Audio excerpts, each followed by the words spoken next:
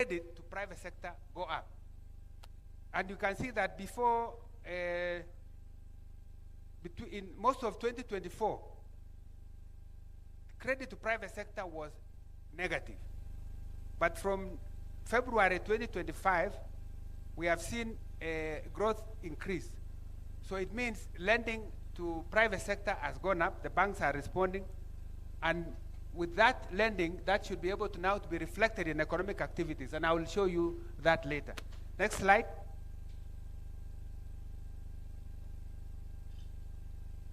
On external sector, I would like to inform you that our external sector has performed very well. Our exports of goods have increased, especially in the area of horticulture, coffee, manufactured goods, and even apparel that goes to America. We have also had good performance on our services. Because of this, there has been a build-up of our foreign exchange reserves. The central bank has now managed to have foreign exchange reserves of over $12 billion. In fact, this 11.7 is not current. The number I have from central bank is over $12 billion from around 6 billion 3 years ago. So the months of import cover is over 5 months, when we had below 4 months in 2022. Then we have had a stable shilling. And I think it's one of the things I'm very proud myself, because in 2024, we were able to deal with the fear that we were not likely to settle maturing $2 billion for Eurobond. But we were able to go to market. We issued and bought back 1.5 billion of the 2 billion. That was a decisive action. If you can go to the next slide. You can see that from, like this, okay. You can see that from February 2024,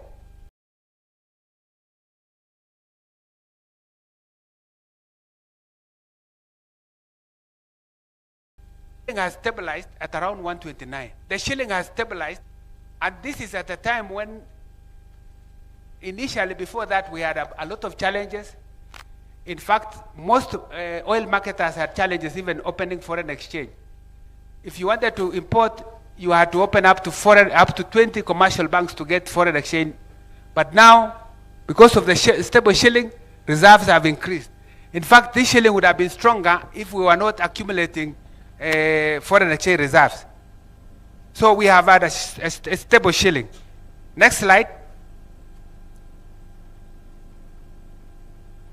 And then our capital market has performed.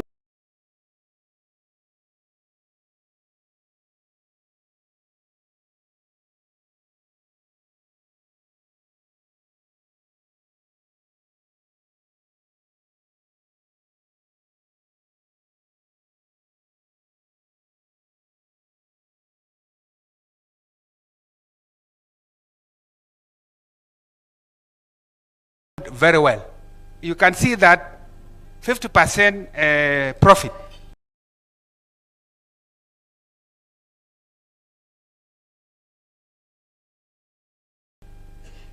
And so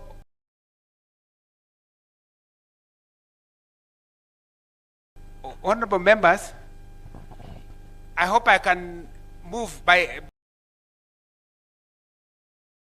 the next issue of the budget, but by saying that we have achieved good progress on the macroeconomic front. Inflation has come. It is now low and stable.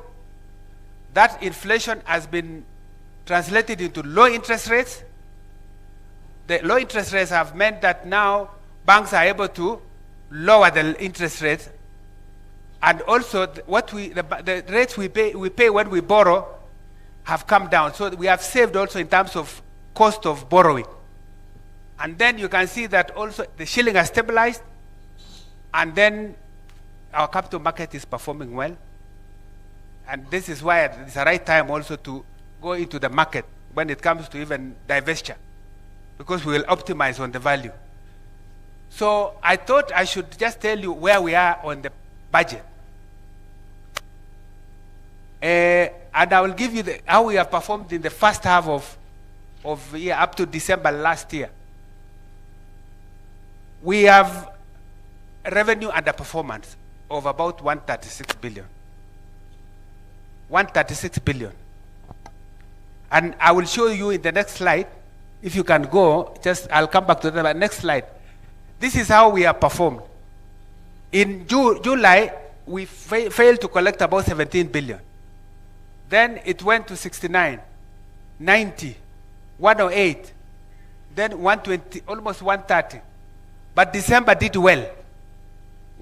The Kenya Revenue Authority surpassed its target, and that is why it has come down to 115. This is what we call ordinary revenue, what KRA collects and gives to Exchequer. But if you go back to the next slide, 136 includes total revenue, meaning ordinary revenue plus appropriation in aid, which is what you see there. So you can see that almost all the tax categories underperformed. And therefore, because of that underperformance, and you can see the expenditure also, if you can go to the next slide. Next slide. This is how we have done on the expenditures. Our target was for December 2 trillion and 2.097 trillion, but we performed 2.024. So expenditure was still high, despite even the problem of EGP not being available. But we still have done well, and because also we were able to release Exchequer, most of the entities, I believe, even including Parliament, has been able to receive most of the requirements that you need, including your CDF, which we have been very proactive to make sure that we pay as and when required. So, what is the storyline here? We are saying that expenditure pressures are high, revenues have underperformed.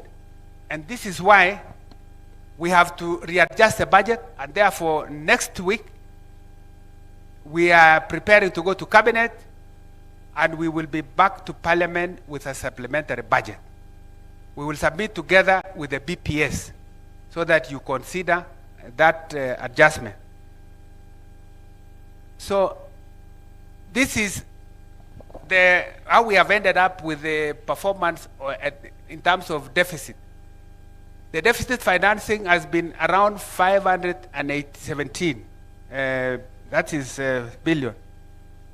So if you annualize, you can see that we are likely to go beyond the target that we had aimed at. So this is why, because of this performance, we want to come back to Parliament to make adjustments to make sure that we move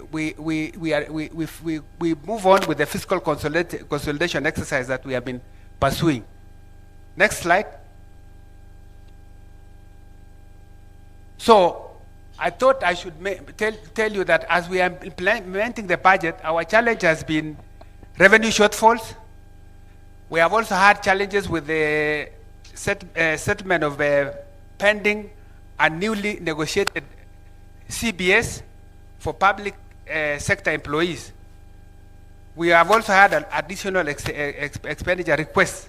In fact, you will see in the supplementary, we have a lot of requests from public sector, but we cannot accommodate given the fiscal space.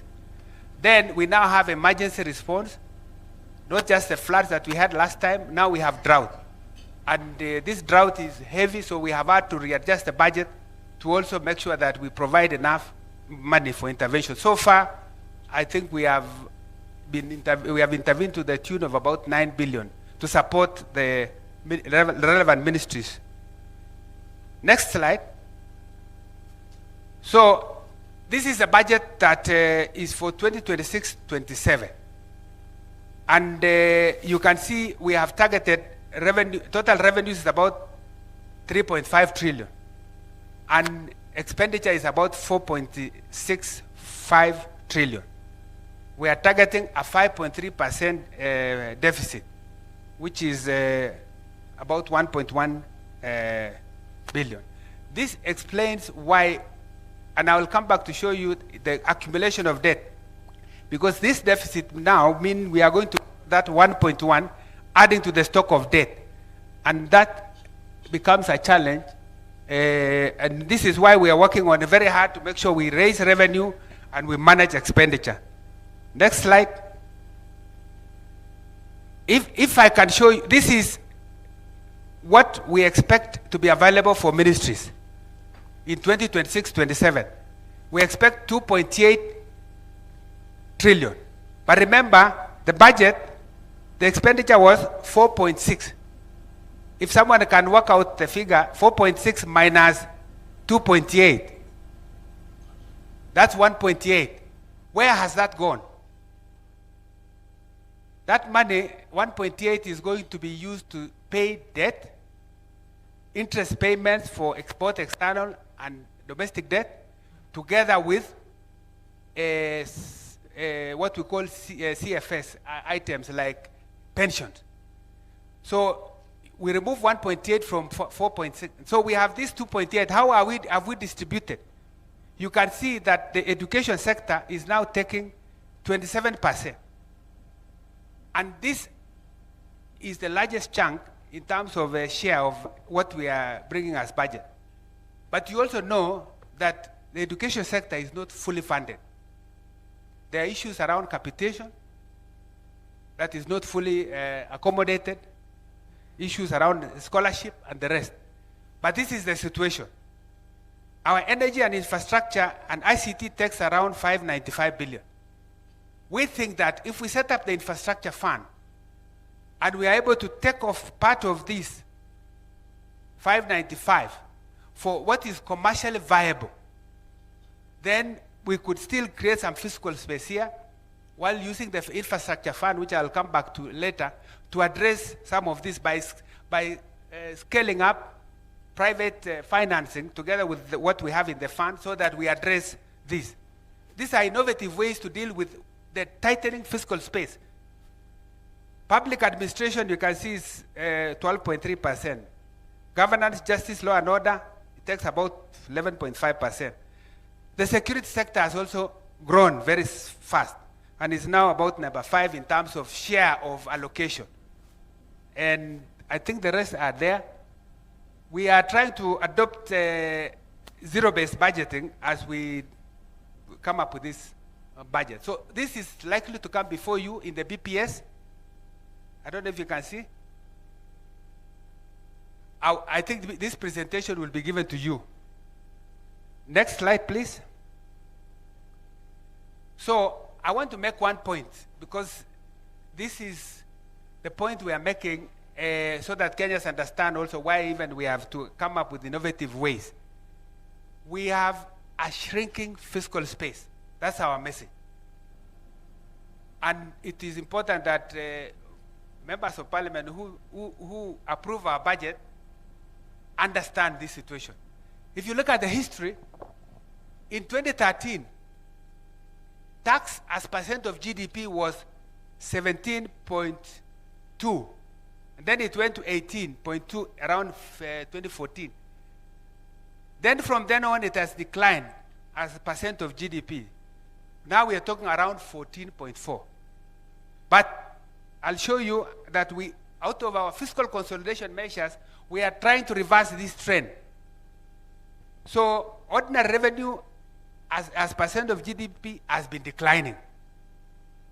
And this is attributed to a number of factors, including compliance gaps by many of the people who are not able to pay the taxes. We are pushing KRA to close that gap. We have also given a lot of expenditure, tax expenditure, too many incentives. I think cumulatively around 500 billion that we have given as incentive to various sectors. Then there are sectors like agriculture, which take a huge chunk, about 22% of GDP, but contribute very little to the tax. And so if you look at this, just go to the next slide. Revenues continue to rise each year, but at a slow pace. This highlights the need to strengthen revenue mobilization and then improve collection. So it looks good. You can see that the green slide is improving. But what is the growth rate? Look at that line, the red line. It's showing that the growth rate is slowing. That's point number one on the revenue side. Please go to the next slide. How are we spending when we get exchequer? And this is important, members of parliament, that you take note that for what we get from Kenya Revenue Authority, the situation has changed such that by the fiscal year 2025-26, we allocated 48.5% of ordinary revenue to be for CFS. This is high compared to 16.4% 10 years ago.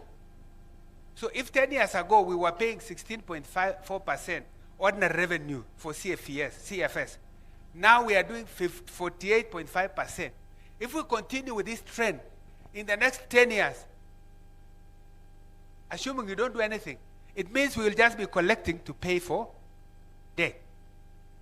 And this is why we have been really working around it to see how to manage debt and see how to look at ways to get some things off budget so that we don't accumulate more debt.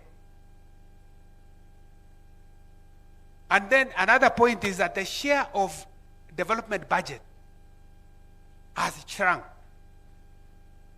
We had 20.8, in fact, 2016-2017, we had about 28% of allocation going to the development budget. Now it has come to almost 11.2%. That's shrunk.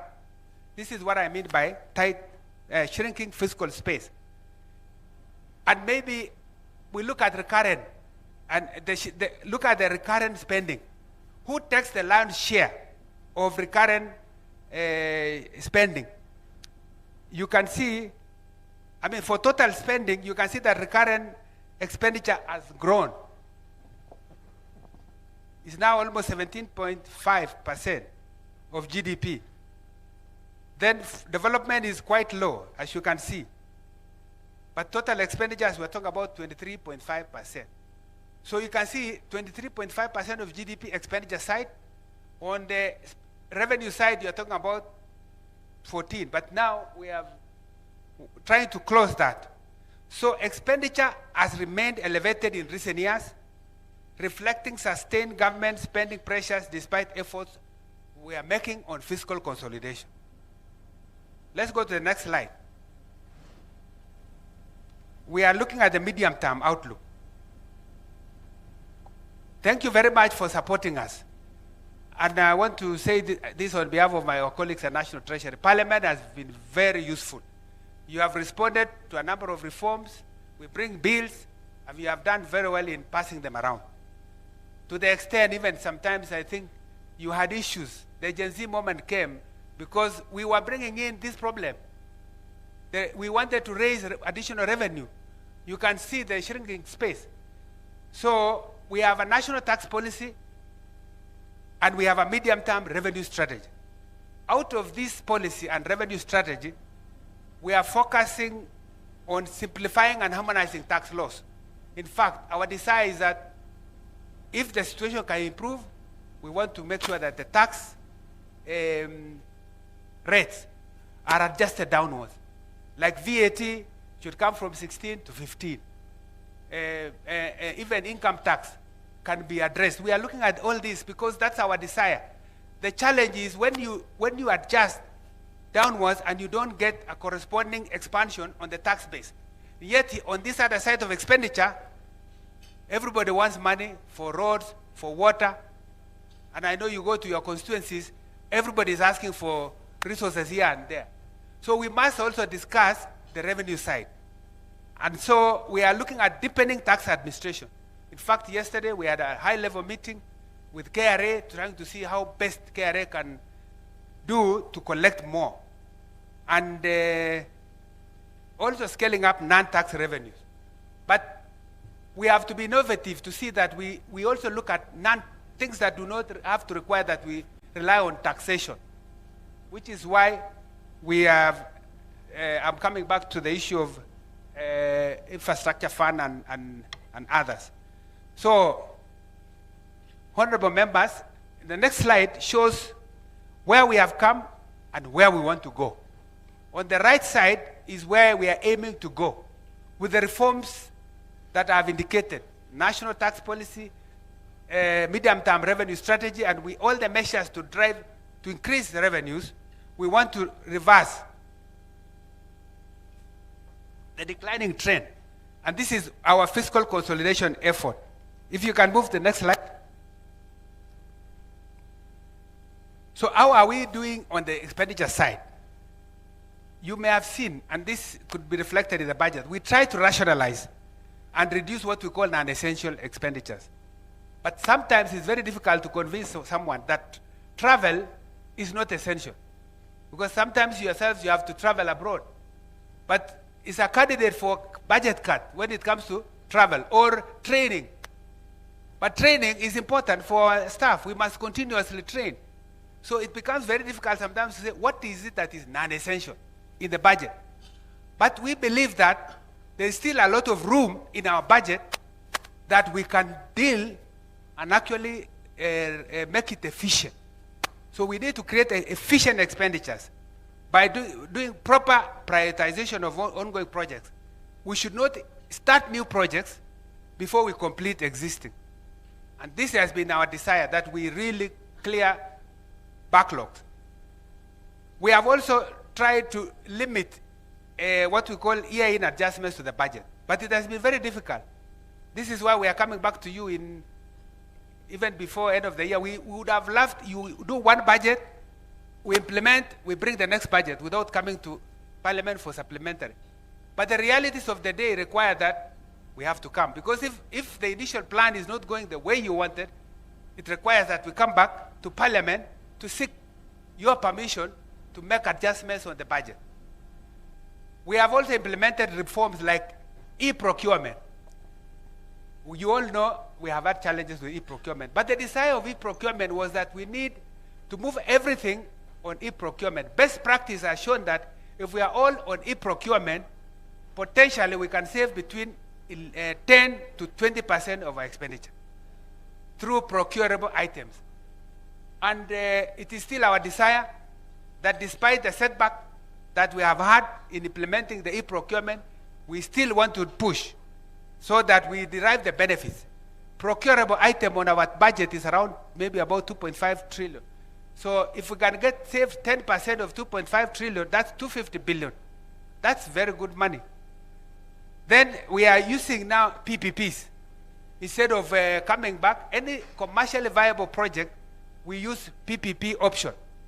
That's why on this expressway to Nakuru, we opted, instead of allocating in the budget, we allow a PPP. We have a company that comes in, gets a concession hearing for 30 years, makes use of the road, and I think that is a better way. We are also trying to clean up the payroll system. So we are linking up the hatcheries, because there has been some cases where maybe we don't have clean data on who we are paying. So we have now linked what we call hatcheries, human resource system, with IFMIS and with ITAX, and even with the central bank system. Then we are doing a lot of ongoing digitization and re-engineering of the pension scheme. In fact, no pensioner now can be paid if you are not registered online and with biometric. And we are going to, and we have locked out those who have not registered. And the pension department is already pointing out that there are savings from that reform. Next slide. We have also moved away from cash basis to accrual accounting. So from last year, our accounts now reflect accrual accounting, not cash basis. And we will not be seeing things like pending bills in the future. which are not declared in our books. Because we have, you know, we have a pending bills verification committee now going on. It has completed its work. So far, out of the 606 billion that were given to them to verify, they have managed to recommend about 255 billion for payment. Out of that 255 billion, 80 billion is being cleared by the roads ministry. So the balance of 155 is what will be, about 175 is what will be coming to you to pay. But going forward, all those pending bills will be reflected in our books. We are pursuing zero-based budgeting to make sure that we orient the budgeting and the expenditure framework so that we don't have incremental budgeting where you have a project last year that received 10 million, it gets 11 million without checking really whether it is necessary to do that. We are also very good now at single treasury account. We have now seen visibility. We can now see where our accounts are with SAGAs. And I need to report to you that this week, actually 2 days ago, I chaired a meeting that brought in the Controller of Budget, the Auditor General's Office, Central Bank, and we are going live on, for instance, payment of debt, external payment of debt. We have been doing a number of manual things. We are now going. In fact, myself, I've been signing payment vouchers, so many of them every week. Now we have a system that requires that we just approve a schedule of payments as an accounting officer, and then it goes through the electronically from what we call Meridian system at the Debt Management Office to IFMIS, from IFMIS to Central Bank system. And that should be seamless. And I can tell you we are going to be saving a lot. Number two, we have done something called twinning in the release of our exchequer.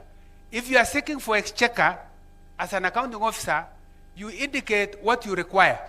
If it is 20 items, we know which items they are by name. We will pay you, and you have no permission to change what we have given you to pay another person or another entity, which you did not provide to us in Treasury. This has really helped.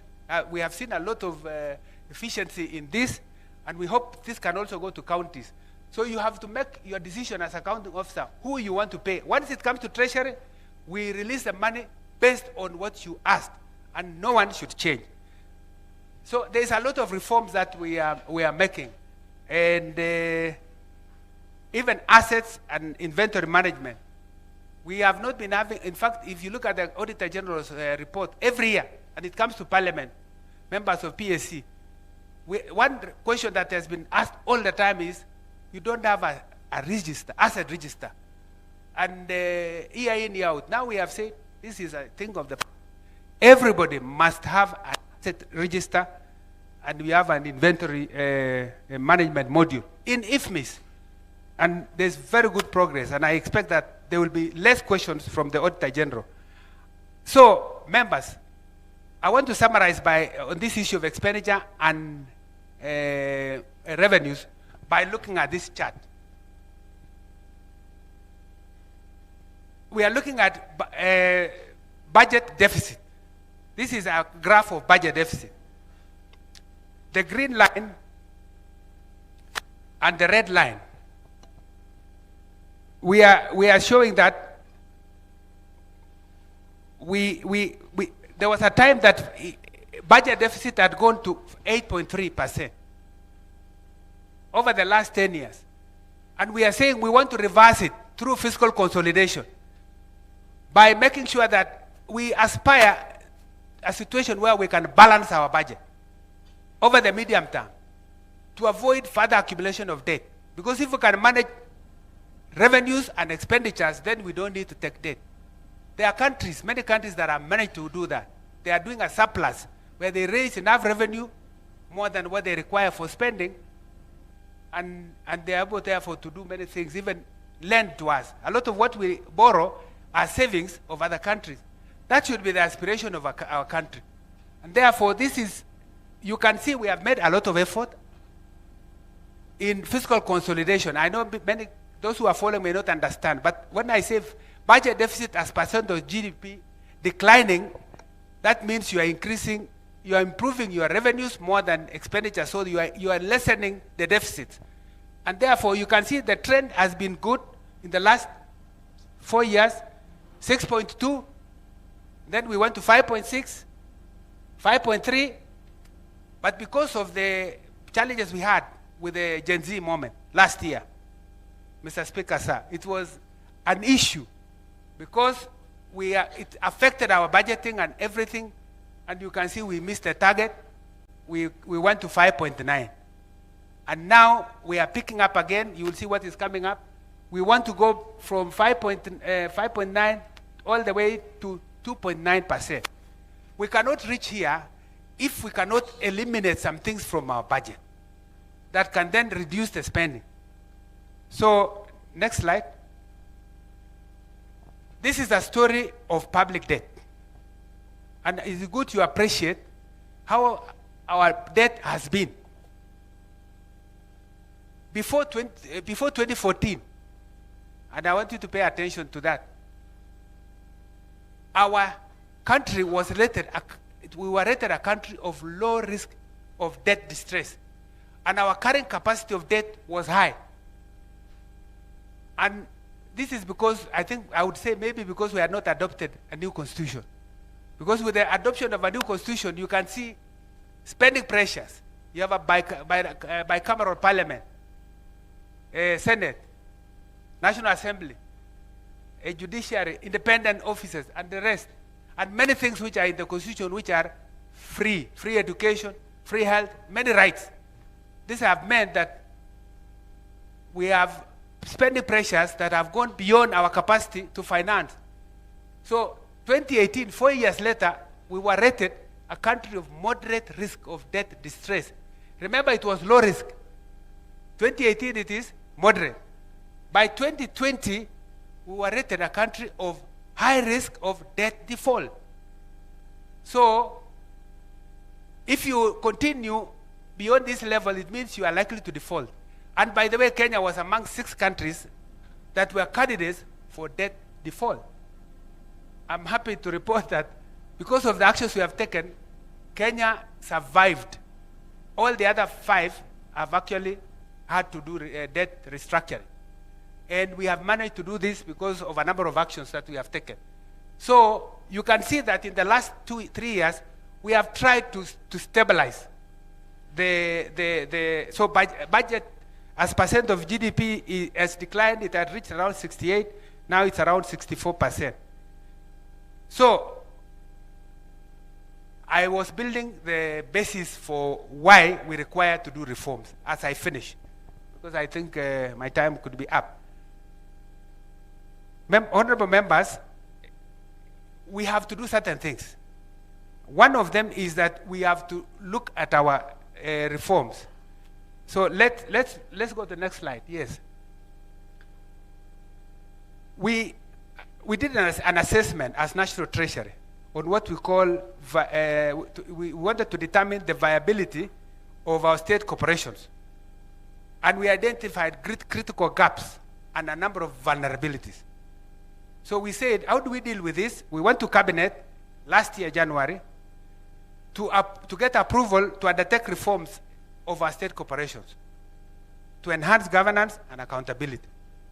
So in we were targeting operational and financial inefficiencies, and then governance and service delivery, and the need to remove some entities from relying on exchequer, because it's possible for them to actually survive without exchequer funding. So we recommended for mergers, for dissolutions, for restructuring, and declassification. Next slide. So we got approval from Cabinet that we do a merger of 42 state corporations to 20 of them to improve operational efficiency and eliminate redundancies. And this is ongoing. We also have 25 state corporations which need to be dissolved, and their functions transferred back to the parent ministries because they don't need to exist on their own. There are 6 corporations that we say their mandate to be aligned to improve better performance. And then we declassified 4 public funds, which are currently categorized as state corporations, and then transfer them back. And then 13 professional bodies, which have been put as parastatals, we say they need to be out of the budget. So this is a reform going on, and we want to see that we conclude most of this year. Next slide. We thank you, Parliament, for enacting the Government-Owned Enterprise Act, because this GOE is one that is now trying to reorganize all commercially viable state corporations. And you can see here there are 54 of them. In fact, I've seen the list as we were just reclassifying. It may go even up to 80 something, about 80 something. But we have state corporations, which are 244, performing executive functions. Others are doing regulatory functions. Others are research institutions. Others are referral hospitals and public universities and colleges. Then we have what we call government-linked entities, like Safaricom, like Kenya Airways, and others that we have shareholding, like Uchumi. And then we are members of international bodies. So,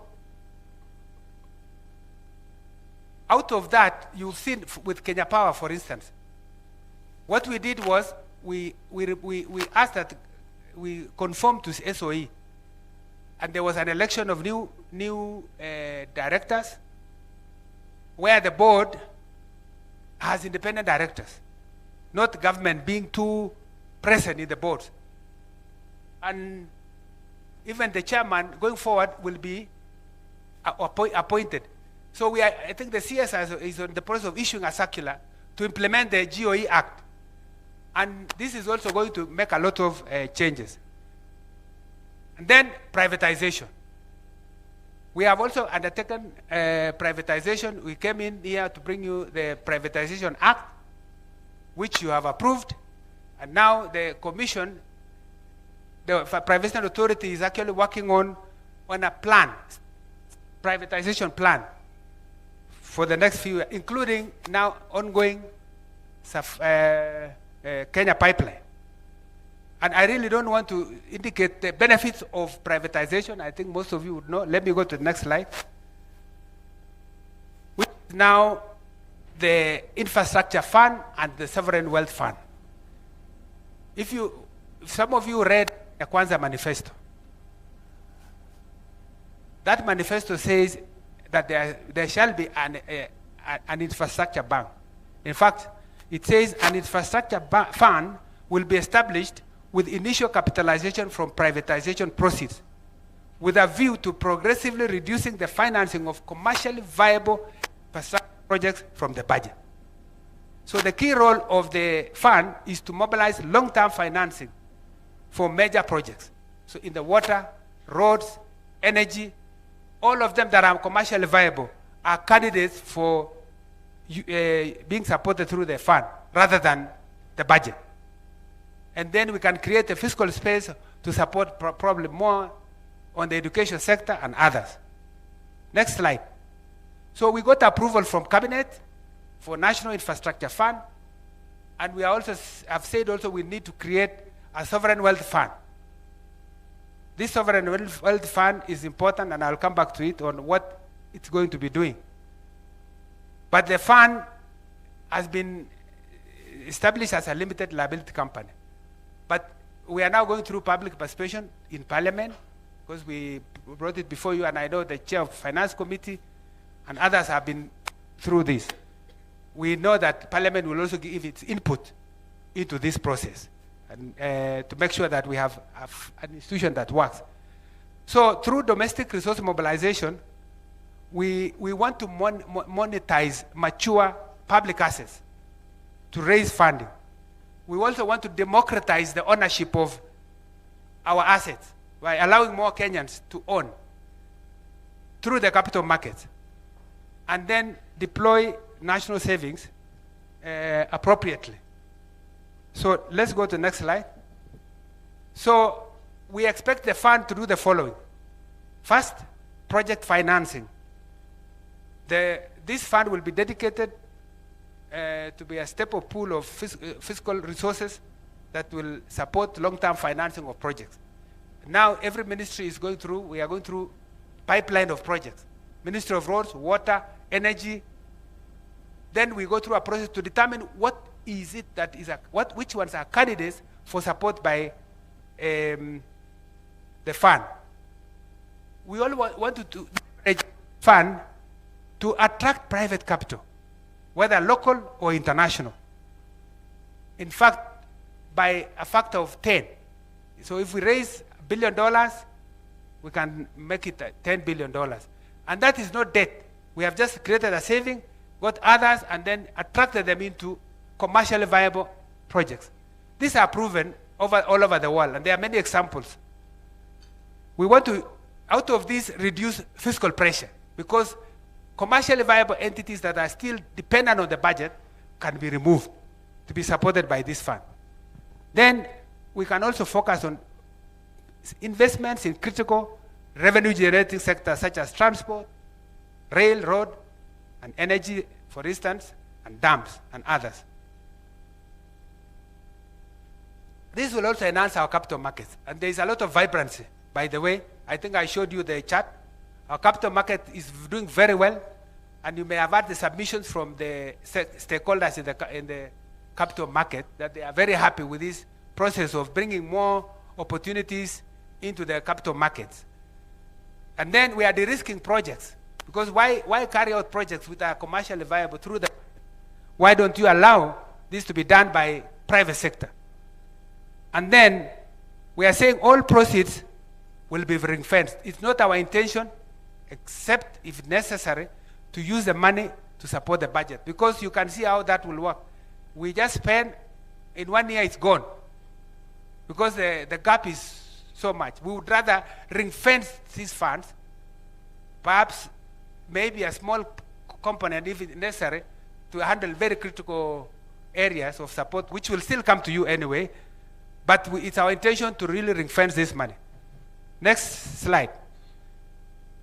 We also got approval from the cabinet to establish a sovereign wealth fund, and the cabinet approved the policy. This is a fund that is supposed to prudently manage revenues from minerals and petroleum resources, even our dividends from public investments, and even what we get from privatization can also be part of this. We are anchoring this on what we call generational savings. You can see the debt, for instance. Debt has increased in just 10 years to where we are considered unsustainable. What are we doing to the future generations? How are we responsible to the future generation? They will be saying we made life difficult for them. And I think this is a proactive measure to try and see this. So this fund establishes a comprehensive framework for prudent management and investment of revenues from our mineral resources. And it has 3 objectives. One is that if we have shocks, we can use that money to intervene. Like now we have drought. That 9 billion that we have used could easily come from such a fund, because it has shocked the economy. Then you can also use a portion of this to support priority projects through the infrastructure fund. But lastly, intergenerational savings. We make sure that we preserve part of the resource wealth for the benefit of the future generations. So we ensure that the depletion of natural resources does not compromise long-term prosperity. So the objectives of the fund are, I think it's before you have already that bill, so I don't need to go through it. Next slide. Yes, so again, these are highlights. We are saying we'll have a stabilization component, we'll have an investment component, and we'll have a future generations component, what we call URIDI component, so that we make sure, and this will come through you so that you create a regulatory framework, at least that this can govern the usage or the application of this fund. So, members, I thought this is the update we should give you on behalf of my cabinet secretary. But so that we don't blow our own trumpet, I wanted to present what others say about Kenya. First is Global Competitiveness Ranking, which was released last year in November. We were rated the top country in Africa and number six globally. And how did we score? We scored this because of combination of rapid, what we call structural reforms we have undertaken, institutional reforms we have undertaken, and sustained policy execution, which have made us different from our peers in the region. And then we have also done macroeconomic management. I presented to you that situation of low inflation, stable exchange rate, low interest rates is not something you see in most countries in Africa. In fact, many are struggling with high inflation, weakening of the shilling, of their currencies, and so we've been rated well by IMD. It's called International Management Institute. The next is what we call PMI, which was released recently. Stanbic Bank, they have something, they have an index called Purchasing Managers Index, which reveals a robust turnaround on Kenya's private sector last year. The report shows that the private sector in Kenya maintained expansion, especially in November and December, overcoming earlier years because of protests that we had. The employment and purchasing power went up. So hiring by private sector hit a 6-year high. And purchasing activity increased as firms sought to build interventions. This is a reflection that economic activity is picking up. And output and sales. I also reported that business activity was supported by robust customer demand and new orders. Of course, the same report talks about outlook and risks and said despite this growth, strong growth, the report warns that rising costs could potentially fuel inflation with input price inflation accelerating. Then yesterday, you may have seen news that Moody's rating agency released a report which shows that we have been upgraded from CAA1 to B3. And they have also revised our outlook, showing that despite the challenges that are there, in their assessment, they see Kenya not likely to default because as finances are stable, they have seen our plan and they trust, and that is why there is an upgrade. Just in August last year, Standard & Poor also upgraded us. And we moved from B- to B with a stable outlook. This reflected that there is reduced near-term external liquidity risks. By the way, in 2022-23, I remember when I became the PS Treasurer, I was struggling even to raise money to pay debt. Our auctions were failing. You go to the auction, you don't get enough money. The international market was closed. Today, we go to the international market, and we've been there many times to do liability management. We get more than we need. Oversubscription. In fact, if I tell you, in 2024, February, we went to settle the $2 billion maturing debt, which was causing a lot of fear. We got $6.2 billion. We were only requiring 1.5. The next time we went, we got almost 5 point something billion. We needed only 1.5. The last time we went, we got almost $7 billion when we needed only 1.5. And now the market is open. We will also be doing. I can report to you that we have done a lot of liability management. We liability managed the 2024, which was a big risk. 2027, which was too high, is now sorted. 2028 is also stabilized now. We are looking at 2031, 2032 to smoothen so that we are certain as treasurer when we plan that we can be able to pay. Not like when we were not sure at that time that we could pay 2 billion.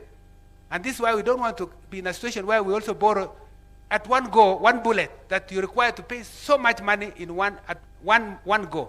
We want to plan it such that it's easy for anyone coming. I would like the one who replaces me in the future to find a better situation of managing finances of the country. So the last one is Fitch rating. Fitch affirmed its rating at B- with a stable outlook. So these ratings are crucial because they help us in our borrowing cost. Like now, we have a delay in DPO from World Bank.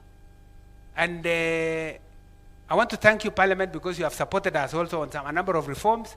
You have passed the conflict of interest bill. You have passed the, what we call the GOE bill. You have also passed the one for social protection. And many that are really, when you look at this is why we are being rated well.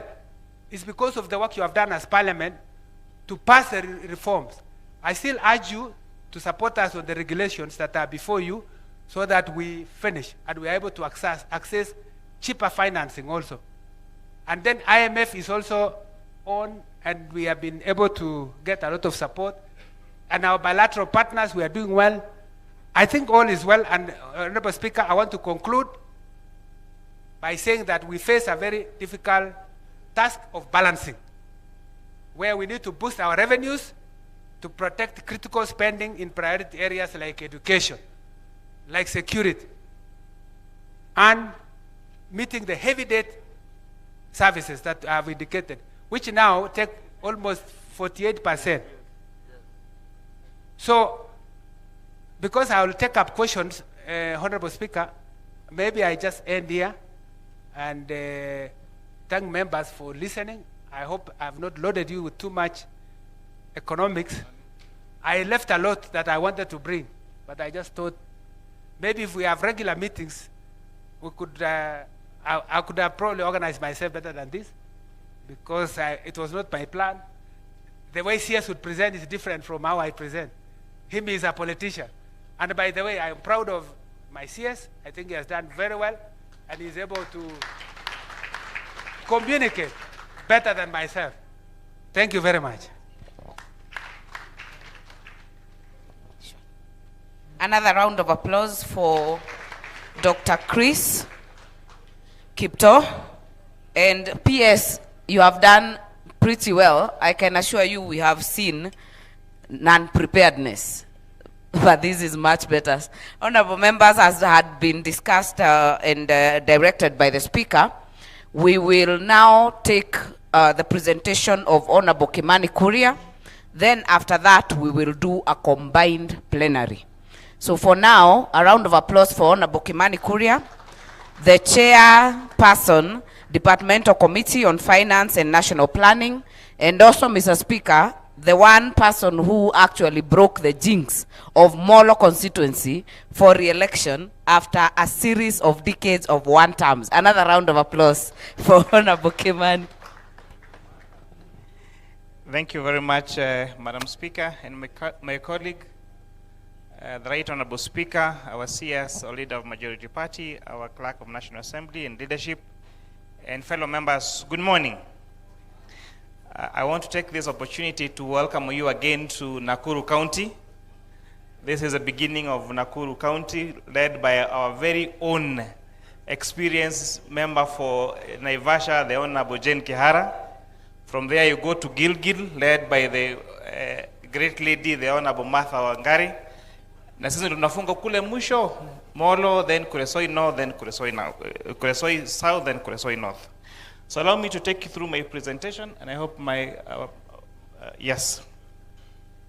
So I'm going to take you through the next 10 or 15 minutes to discuss two things. The most important one is the matter before the House, the session of paper number 2 of 2025, which is the partial divestiture of Safaricom Limited. But before then, I will take a few minutes to lay the foundation of why this is very, very important. This fifth session, honorable members, represents to us a very key and very prime time where we'll make a very critical decision. The last time we had any privatization was during the Safaricom IPO. Now this is going to give us a chance to either approve, reject, or amend the session number 2 of 2025 that's where we are of taking some of our shares for Safaricom Limited to some of our shares at Safaricom Limited from Government of Kenya to Vodacom. The quality, therefore, of this oversight that we're going to exercise will define this fifth session. Next slide. Where have we come from? Privatization has not started now. It started through the post-independence period between 1963 through 1970s, and the state adopted an active role in the economy. And this was guided by what was called the session paper number 10 of 1965 on African socialism. The objective of it was to accelerate national development, correct regional imbalances, promote indigenous entrepreneurship, and attract investment where the private sector lacked capacity. By the late 1970s and 80s, there were many structural changes in these particular institutions, and that is why, through now the 1992, we now adopted the formal privatization policy. And this is subsequently, again, what came through through our Vision 2030 that now says that now where the state realized that they cannot efficiently handle some of these commercially viable institutions, and therefore that's where now privatization started through now 1992 to 2002. There has been what was called the economic recovery strategy for wealth and employment creation. And I think this would be very well remembered as one of the key projects of President Moi Kibaki, and then administered by the very able minister, the FCP Amos Kimunya, where now privatization began. And this began through the first ever successful IPO, which was a Safaricom initial public offering in 2008. I don't know where many of you were in 2008, but I know there are some of them, like the Honorable Speaker, who are still members of this House at that particular time. And then in 2007, we had the Kenya Reinsurance Corporation that again went through an IPO where the government shareholding was 100%. So we took 40%, remaining with 40%. Then there was a strategic sale of Telcom in 2007. Then came Kengen, then the IPO for Mumias Sugar Company Limited, where we did the second offer in 2006, and where we took around 18% of our shareholding. Why is privatization necessary? You know, we are saying there is a lot of inefficiencies and wastes in state-owned enterprises. There is very poor performance and mismanagement. There is continued reliance on government intervention. There is need to protect public finances. We need to improve enterprise performance and efficiency. We need to reduce government intervention and need to attract capital, private capital and force intervention. And we also need to promote competition and support long-term economic transformation. So there is enough study that shows privatization is extremely necessary today.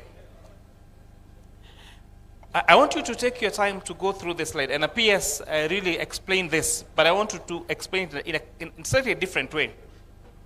Our baskets for our ordinary revenue is 3,321,700,000,000. That is the entire money we collect in the country. Out of this, 1.097 trillion goes to not loan, interest on loan. 1.097 trillion shillings. 205 billion shillings goes to payment of pensions and CFS. Then we have our wage bill of 960 billion shillings. Our civil service pension takes 34.4 billion shillings. Our county transfers takes around 415 billion shillings, and our contingency fund takes 2 billion shillings. How much then does it remain for development? Other members, only 29.8 billion shillings is left. So out of all the money we collect, 1 trillion 1.1 trillion interest expenses, 205 pensions, 960 billion wage bill, 334 civil service pension, 415 goes to counties, contingency fund 62 billion. So we are only left with 29.8 billion shillings only for development. What can this do? It's hardly enough for NGCDF alone, or NGAF alone. So therefore, we must find ways of how else do we raise revenue, how else do we raise money for development expenditure. And that is why now the next slide, the next discussion now comes to why this is important. As the PS said, last year, towards the tail end of last year, this Honorable House passed a very important bill, the State-Owned Enterprises Act. The Government-Owned Enterprise Act. But how does this operate? So whichever way you look at it, these state-owned enterprises, what we call state agencies, they are owned, those are funds, company A, company B, or company C. It goes now to that. They are either funded through A&A. Members, lower your conversations. The conversations are rising above the presentation. They are either funded through what's called appropriations in aid. This is what you pay for the services that you get from these government enterprises, or they are funded through government or donor-backed loans, which are called guarantees. Overall, they are still funded through taxpayers' money. So whichever way you look at it, they are still funded by taxpayers' money. Next. I want you to pay attention to this particular slide. There is something apart from public.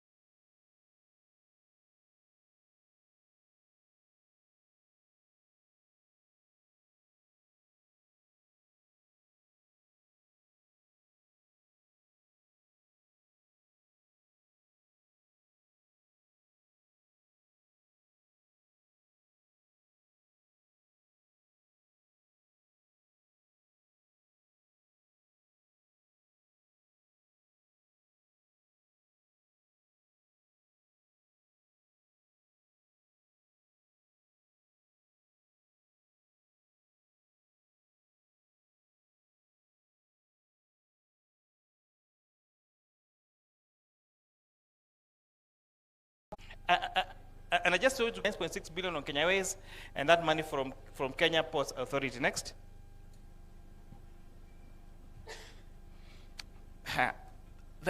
This comes now the critical discussion about privatization.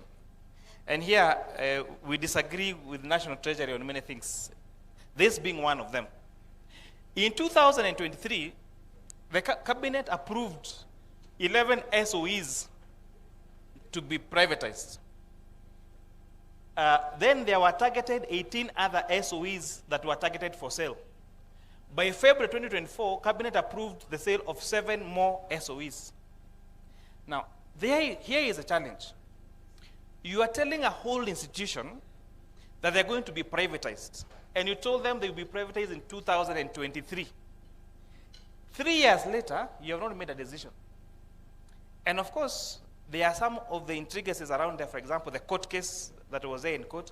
But however, you are putting these institutions in limbo without them knowing, are they government institutions? Are they going to be privatized or not? And therefore, it is very important this Honorable House, together with the National Treasury, makes a decision of these entities. So if we say we are privatizing institution X, there must be timelines in which they must be privatized. Otherwise, you have employees in that institution, you have suppliers, you have management who are living limbo without knowing what their future, is. And some of these institutions, for example, there's so many of them. I don't want to go through them now, but we have like Mount Kenya Lodge Limited, Cabernet Hotel Limited, and we must ask ourselves, What business does government need to own Cabernet Hotel Limited?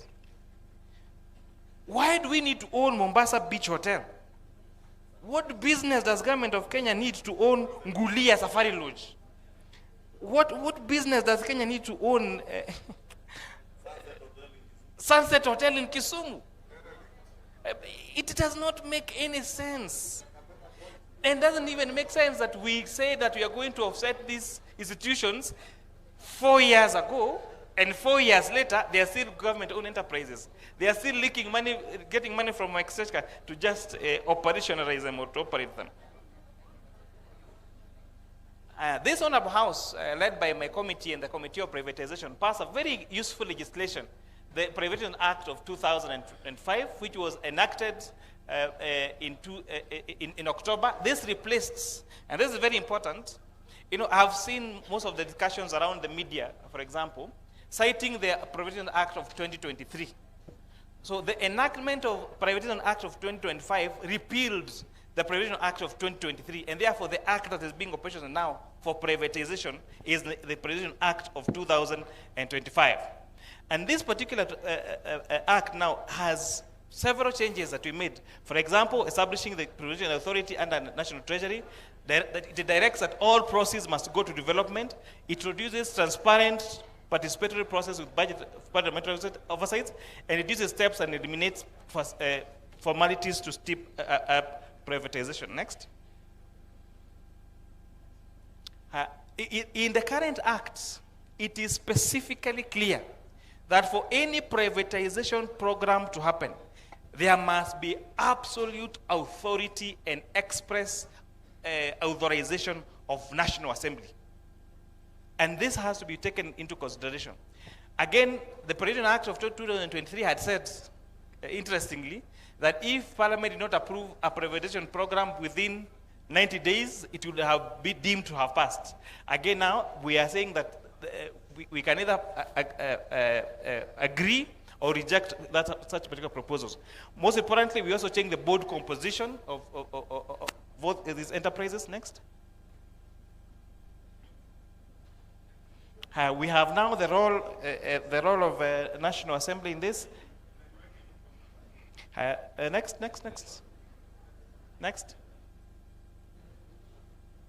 Next.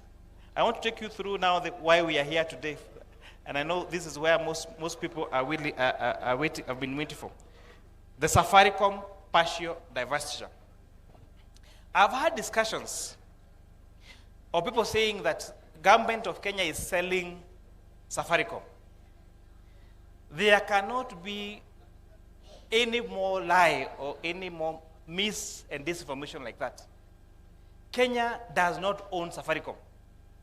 Kenya only holds a stake of Safaricom. We only hold, out of 10 billion shares, Kenya owns 6 billion shares only. And therefore, Kenya is not selling Safaricom Limited. We are only offsetting a bit of our shares, reducing our stake.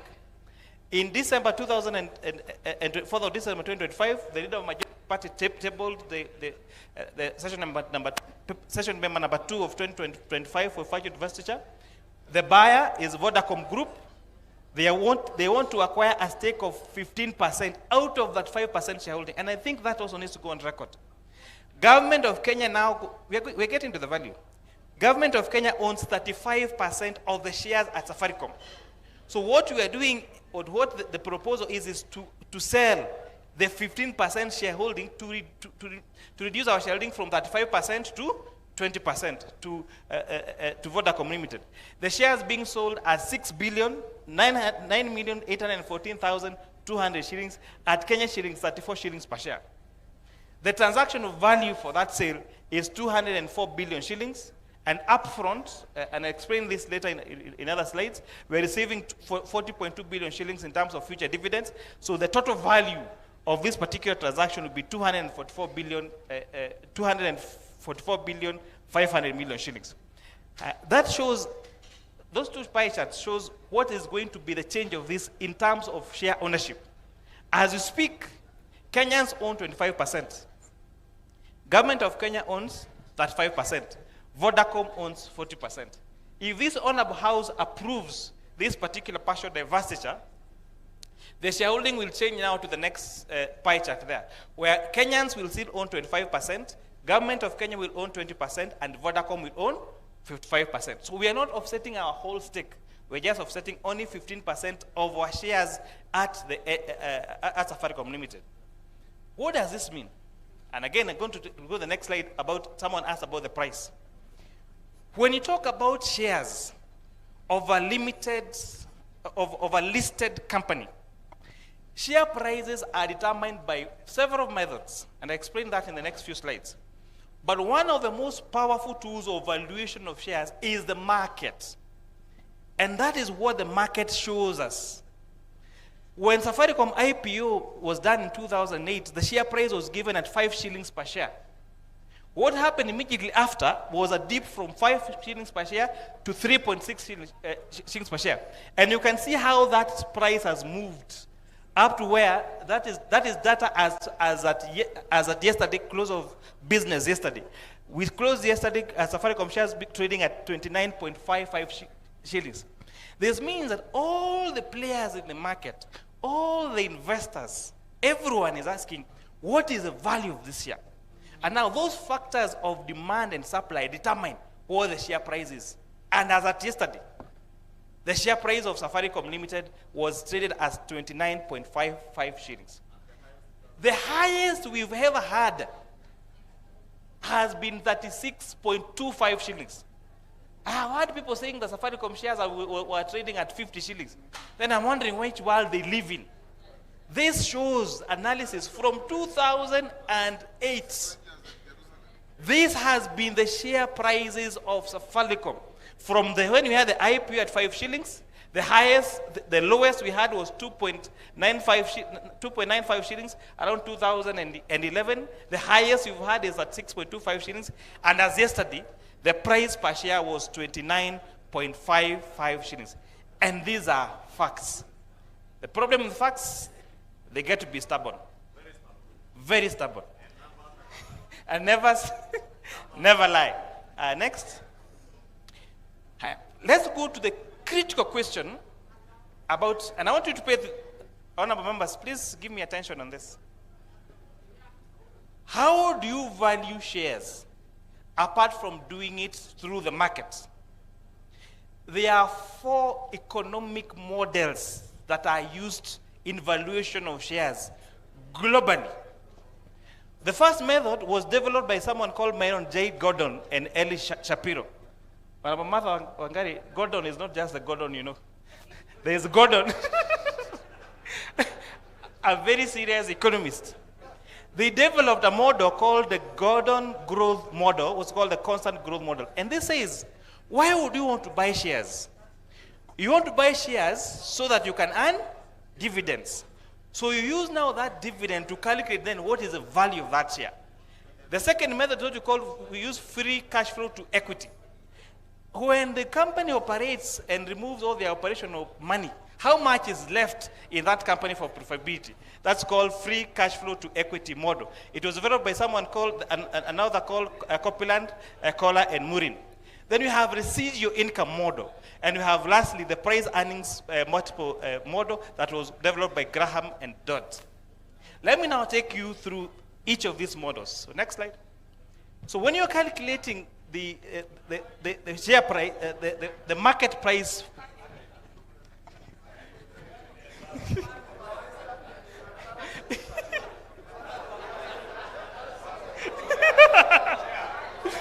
When you're yes. Okay. You might ignore everything else. But how to calculate the share price using the Gordon growth model? V0 is the value per share, which is a summation of N, the dividend expected 1 plus the expected rate of return to power T, which is time. So if you take all this, and this dividend growth rate is what I calculated for the last 10 years, gives us the intrinsic value for Safaricom at 27.98 shillings per share. This is method number 1. I will not take you through all that mathematics. Go to the method number 2. If you use market multiple principle, what is called the price earnings per share, and you insert that into that is a price per share times expected price per share, then you get the value of 36.627 shillings per share. That is our value number 2.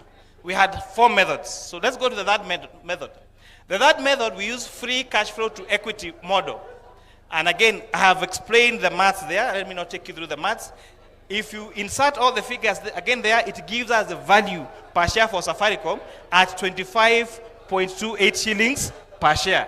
That is formula number 3.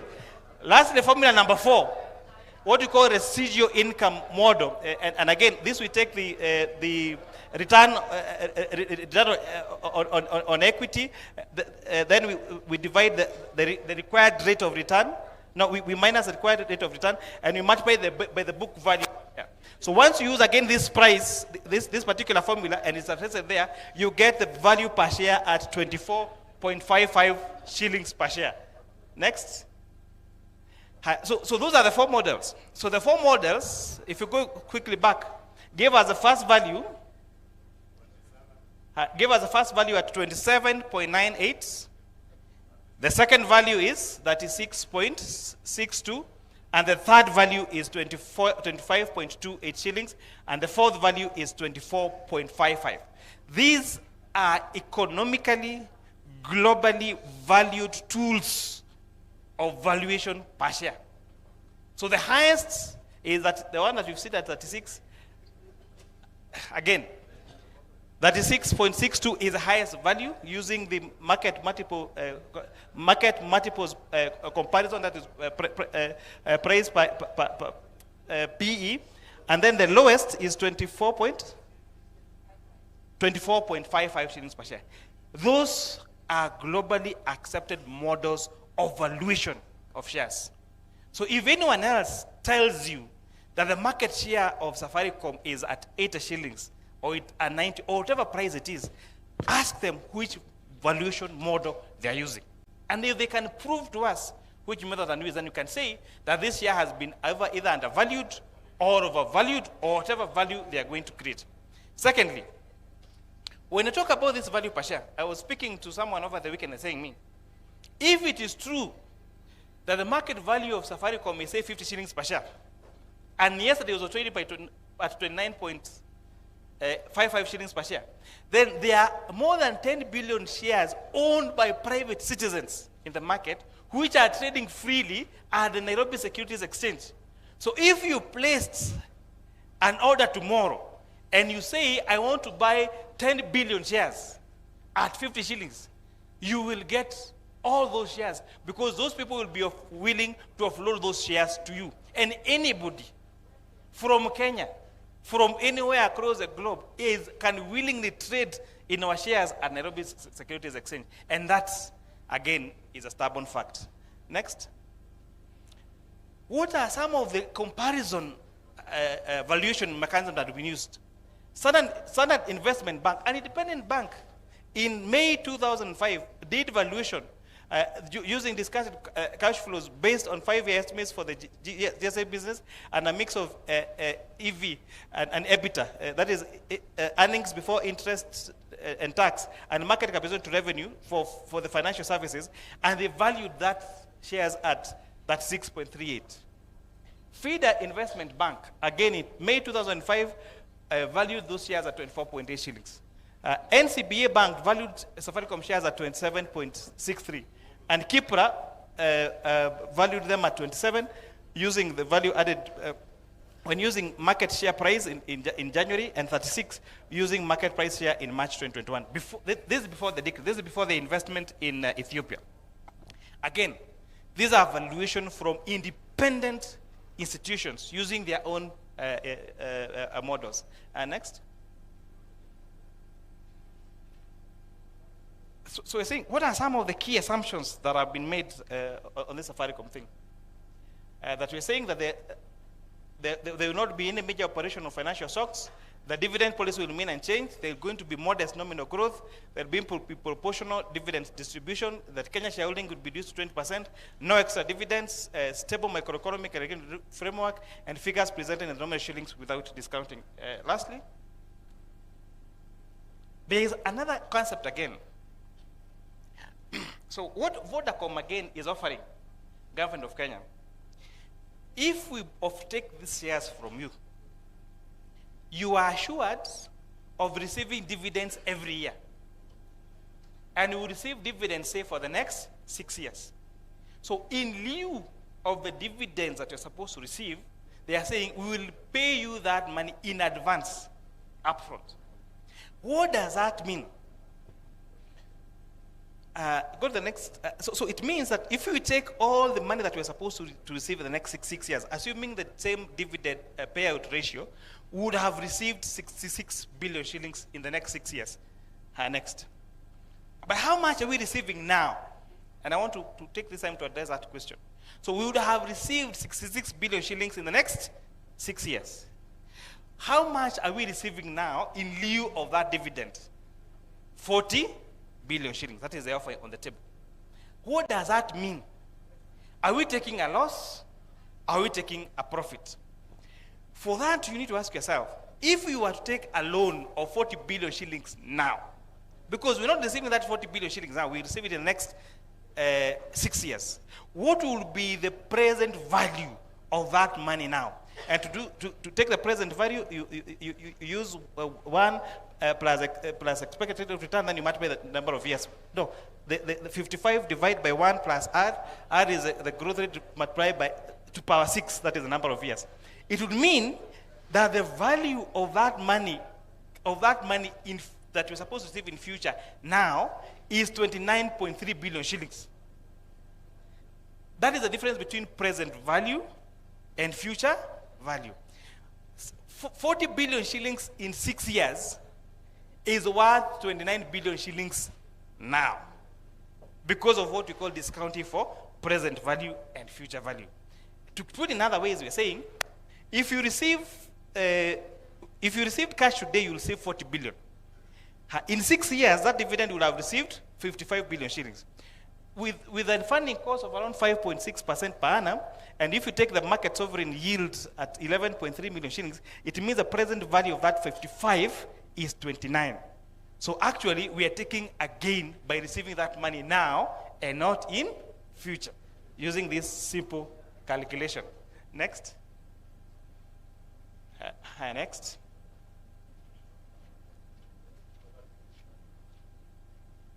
I think we're done with that. So I hope that we have gone through this mathematics of what does it mean now to receive the dividend in future, and what does it mean if you receive that money in 6 years. Number 2, I hope I've been able to take you through the calculations and you have understood what that valuation per share would actually mean. However, what are the gray areas on this particular transaction? And this is what I want to conclude with. The communication from a speaker was very, very critical. When this paper was tabled, when the Senate paper was tabled on 5th of December at the House, the speaker made a communication, and I want to pay attention to this communication, and said the counting of days that are required for Parliament to make a decision will start on 10th of February. What does the PFM Act say about that very important date? The PFM Act says when a sessional paper for divestiture of shares is tabled into Parliament, it must be considered in the House within 28 sitting days. And what does it mean if Parliament does not approve or reject or make a decision on that? It means that that sessional paper would have deemed to be approved. Therefore, members, if you make whichever decision you make, you must make it within 28 sitting days. And what does sitting days mean? If Parliament sits on a Tuesday morning and Tuesday afternoon, those are how many days? And therefore, calculating these days, if you go straight on, we have up to, Cynthia, we have up to, go straight on, we calculate these days. We had up to, I think, some date in March. Where is it? We have up to 26th of March to make a decision. We have 3 decisions to make. We can approve the session paper as it is, without amendments. We can reject the session paper as it is, or we can amend that session paper. So those are the 3 decisions that we must make. And you must make that decision before 26th of March. And if you do not make that decision by the 26th of March, then that decision would have deemed to be approved by Parliament. Again, what are some of we started, yes, in terms of processes also, we started stakeholder engagements for the last 2 weeks. We post for this week to attend this particular discussion. Then next week on Tuesday, and I will be sharing that with honorable members because it's very important, we are doing public participation and civic education in 30 counties. So I'll share those counties with you and the dates and the venues so that please members help us mobilize yourself and members of the committee to come and attend those public participation hearings. But what are the gray areas here? The session paper says that this money will be spent on critical and viable infrastructure projects. But here is a challenge. As it is now, if this Honorable House approves this partial divestiture and that transaction is complete, where will that payment be made to? The money will be deposited into the consolidated fund services account. When money goes to CFS account, has no discretion of, it doesn't matter what the PS wants to pay. There is order, first charge, second charge, third charge. So, and I heard the PS talk about infrastructure fund, but is there a legal framework for that fund yet? And I know the PS is here, he will respond to that particular question. So our concern so far, and the concerns of the members of the public is, if this money is deposited to the consolidated fund services account, there is no legal framework or legal guarantee that that money will go to be spent on key infrastructure projects. And therefore, it's very important that as we make a decision on this, we are guaranteed, or we make the framework to guarantee that that money will go to the infrastructure projects that the government is talking about. It is not enough to talk about that's going to go into infrastructure. It is important to have a clear legal framework that guarantees. And I think we could be back to where we were in 2024 with the housing levy. Remember when you passed the Finance Act of 2023 and created a housing levy. What was telling in court was said, we have created a housing levy for affordable housing. But what guarantees that levy will go towards paying for affordable housing? So we had to come back later in the year and do the Affordable Housing Act that now created the Affordable Housing Fund that now guarantees your housing levy, you are sure that inatoka kwa payslip, inaenda kwa fund that goes to build those particular projects. So Treasury is here to demonstrate to us that this money actually has a legal framework that guarantees that it will go towards creating that infrastructure fund that they're talking about, and that has to be through a legal framework, not just by saying. Number 2, a question is asked, which law should have been followed in terms of privatization? And people are saying we should follow the Privatization Act. Unfortunately, the Privatization Act exclusively excludes partial divestiture of government shares from following the Privatization Act. So the Privatization Act cannot be used in partial divestiture.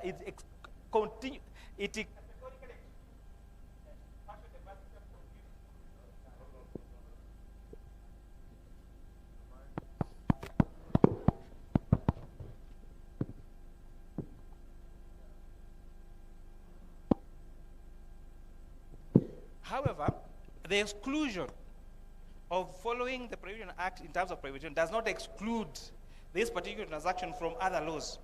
And what does other laws say about disposal of public assets? There is the PFM Act, which is very critical. And the PFM Act, again, remember, is even anchored in our Constitution. And what does the PFM Act say? That for any divestiture or sale of government shares to private, there must be absolute approval of National Assembly. Not Parliament, National Assembly. And that is why this decision is before this House. So in terms of procedure, in terms of legal procedure about this particular partial divestiture, it was not a boardroom conversation. What you have now is a proposal by executive asking Parliament to approve for this particular partial divestiture. And that is exclusively and well provided for under the PFM Act. So in terms of following legal procedure, there has not been any breakage of any law because no decision has been made. If this Honorable House, for example, decides that they are not going to approve this particular partial divestiture to Vodacom, the transaction will be dead. There cannot be any sale of these shares if there is no absolute approval of the National Assembly. So when people say that no, there was a boardroom conversation, all conversation must start from somewhere. Once it starts from somewhere, it goes to cabinet. Once cabinet approves, they bring to National Assembly. And until National Assembly approves, that is when the transaction will be complete. So if the Honorable House rejects this particular transaction on the floor, then that transaction will be dead. So honorable members, I've tried the best I can to be as objective and to be as I can on this particular matter. But that is a decision we have. So we have identified for us, the joint committee, our biggest gray area is how do we guarantee that this money will go towards funding infrastructure and critical projects as provided for in the session paper. Without any further legal framework, without regulations, and without creating that infrastructure fund framework as per the law, then that money will go to consolidated fund services and it could go to pay anything, including debt, interest, or paying of salaries.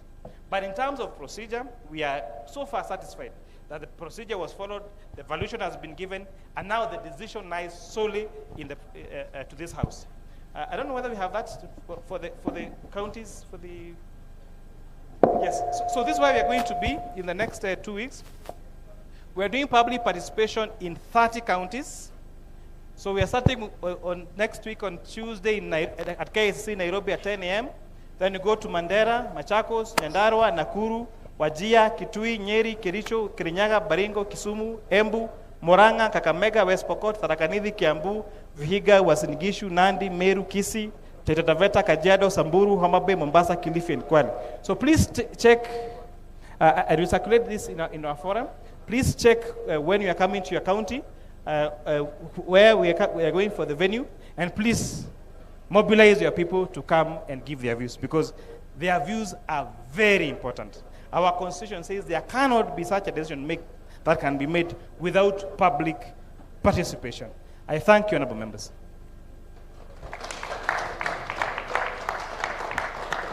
Another round of applause for Honorable Kimani. Yes, Honorable Kimani Kuria, you tried to carry members apart from one slide where you lost them in the summations and the intrinsic value, but they are back. Mr. Speaker, if you allow us, we can go to the plenary before. Yes, we can go to the Because Honorable Shuria's presentation was to be done together with Honorable Kimani. Yes. So honorable members, Do plenary for Dr. Chris, 1 hour. for 1 hour. We have a lot of time, honorable members. Let me start with the first three, this side, first three here, and first three here. I will start with the Honorable Faith, I'll go to Honorable Karoli, and I will go to Honorable Basil.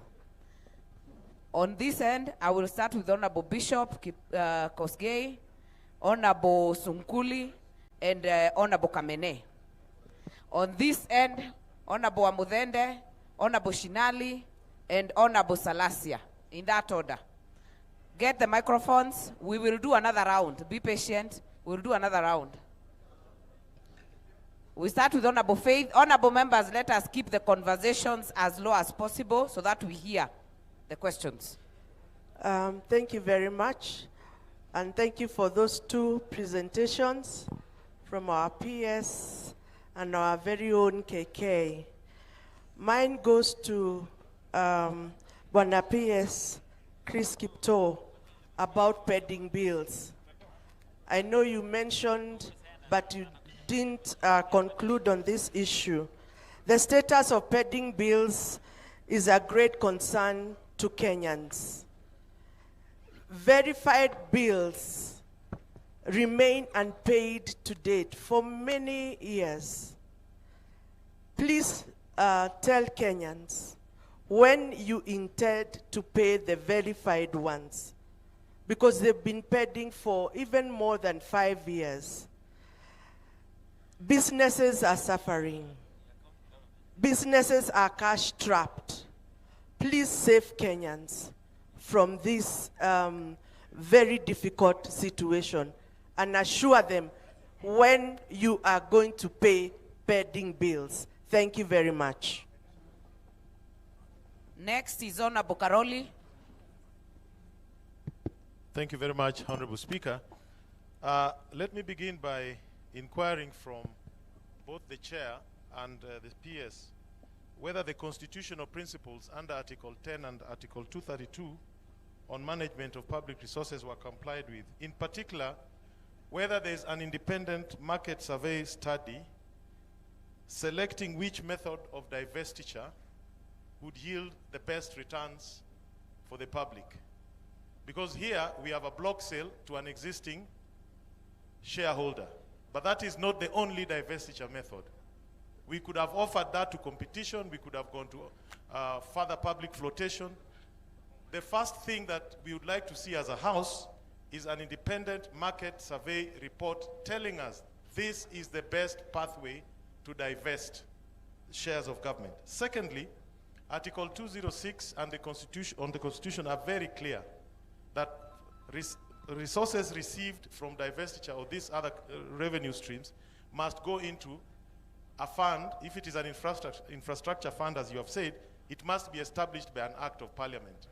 I am not aware that we have any infrastructure fund established by an act of parliament. What I've heard is that there's a company incorporated to receive this money, which by itself I believe is an illegality. I would like to hear what the correct position from Treasury is on this. And finally, if we have been offered, this offer has been made by Vodacom to us, and we have to accept it by 26th day of March.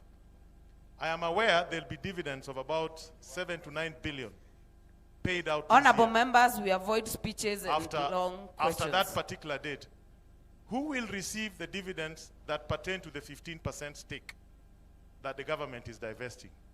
Thank you very much. Very well. Basil. Thank you, Speaker, and thank you to our good presenter, Honorable Kimani. My question is in regard to the 40 billion advance dividends.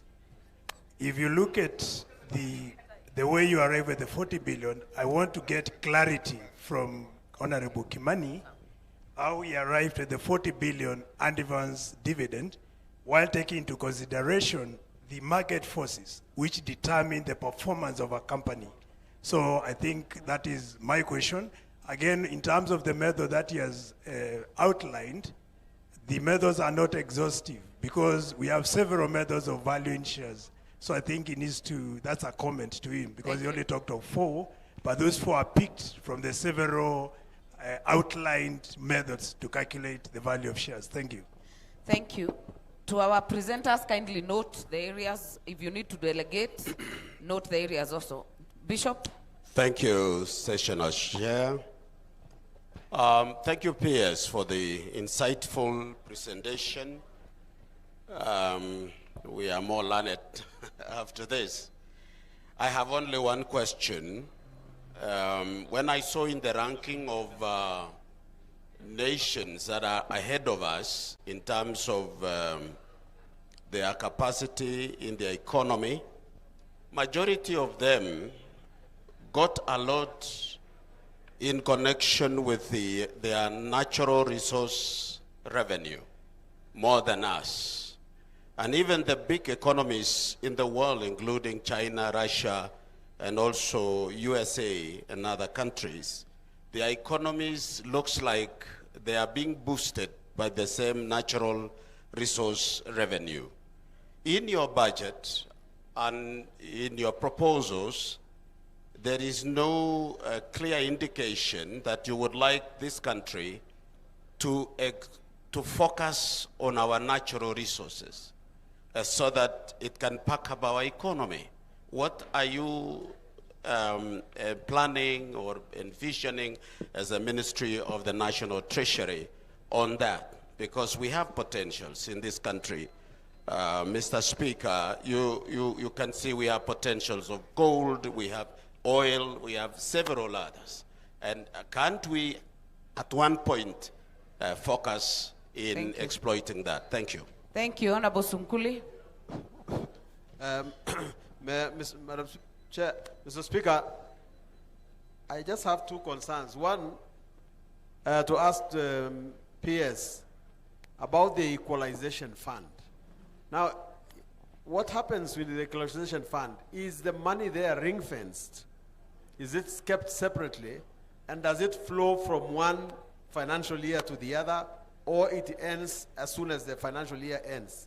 And the second concern I have, now that our able chair has raised this issue about the consolidated fund, and it is very clear the way he has put it in his eloquence, that under the Constitution, the consolidated fund has charges. The first charge, the second charge, and if you are going to put money there, definitely it is going to be controlled by the rules of the consolidated fund. Now, which one will come first? Will it be the establishment of the infrastructure fund or the passing of the sessional paper? So that we know that once we pass the sessional paper, then we know where the money will actually be rightfully lying. Thank you. Honorable Kamene. Thank you, thank you. Mine is just one question. I've observed when committee chair was giving his calculations on how they arrived to the sales of the shares. And I just want to, I've just been asking myself, recently we had the Portland shares that were being sold. And it came out very clearly. And in the committee, we did ask, what formula are we using? At the market, the shares were at 61, and they were sold at 29. And SSF shares were sold. What formula, what methodology was used? We are there, we brought that question in Parliament, and somehow it was dilly-dallied, and it was not taken forward. The mischief behind these sales of this is what is wanting. Kenya is a corrupt country, and we know that. And it is no secret about it. What are we going to, how are we going to ensure? Pesa yote, and with our good names of infrastructure and everything, it will be used in the right way. Asante. And why were our shares sold at throwaway price? Very well. Wamudende. Thank you, Mr. Speaker. My question is... Kindly don't raise more hands. We are doing one round. We'll have the presenters address them, then we'll do another round. Be patient. Honorable Amudende. Yeah, my questions, one is the pending bills. Has the ministry tried to correlate the relationship between maybe pending bills and non-compliance in tax? Because Kenyans are owed a lot of money, which has affected businesses, which could also be affecting the collection in revenue. Number two, if we look at KRA, for example, we have VAT which becomes due at the point of invoicing, yet government pays sometimes in 6 months, 1 year. So do you have a mechanism to protect suppliers or even contractors? Because when VAT becomes due, already when KRA is facing you, you are like a villain. Is it possible for VAT to be due, especially for government contractors, at the time you are paid? Because you invoice today, you are paid sometimes after 2 years. That's on VAT. Then on how many questions were there? You've already asked two questions. It's a very important question. One, is there something like preemptive rights or rights of first refusal for existing shareholders Probably that could have led to government considering Vodacom as the first person to offer those shares, so that we avoid the talk that is going on about going out to auction when there are already existing shareholders who have a right to buy Safaricom. Thank you. Very well, Shinali. Thank you, Madam Chair. Keep it precise. I want to be precise, Madam Chair, in terms of privatization of public companies or facilities.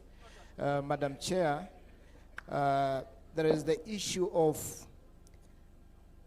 when we are selling our shares in public companies, we need to look at the issue of control of market.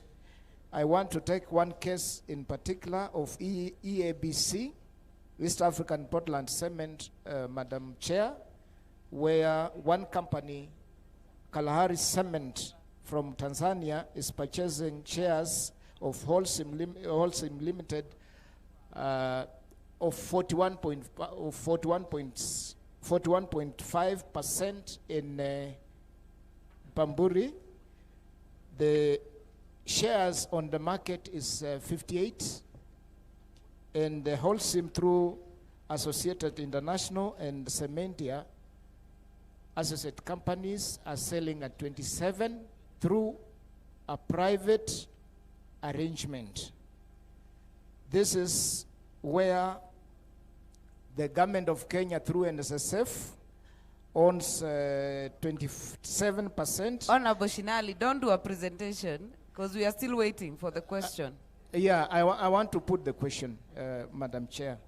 Madam Chair, through the sale, the government of Kenya is losing 781 million because on the market is 58, and through a private sale, without consultation, without public participation, they are selling at 27. And NSSF also, the matter is in court, but it's also selling at 27%, 27 shillings. While on the market, NSC, it's 58. We would not like to know why. And the 6% owned by the public, have this public been involved in the whole process, Madam Chair? That's what we would like to know. And how much shares owned by Treasury at 25% was sold at, so that we can arrive at the total amount that Kenyans are losing through this process, which we have not seen an independent valuation, which we have not seen a report from Competition Market Authority. Honorable Shinali. Thank you. Salasia? My concern is not about the share pricing, Madam Chair. My concern is on decision-making organ of the institution as Safaricom. You all know that you cannot put a well-performing company on and try to dilute the shares, because you know that Safaricom plays a very is a strategic investment in this country. So trying to put it on to dilute its shares, it is going to affect its performance going forward, because we are stripping off the assets or the capital and put into other things. So I want to stand here to challenge the Bwana PS that it's not prudent to reduce the government say, because we know government relies on Safaricom and on many areas, and we must know the fundamentals of Safaricom, that it's not about is not about making profit, but how strategic it is to this country. So when a PS trying to interfere with the Safaricom, you are going to mess up. Like yesterday, even Shah relies on Safaricom, everything relies on Safaricom. So honorable members, I want to ask you, don't even bother to listen about the pricing. It is not about the pricing. We have a company like Mumia Sugar that was performing so well before it was put on NSE.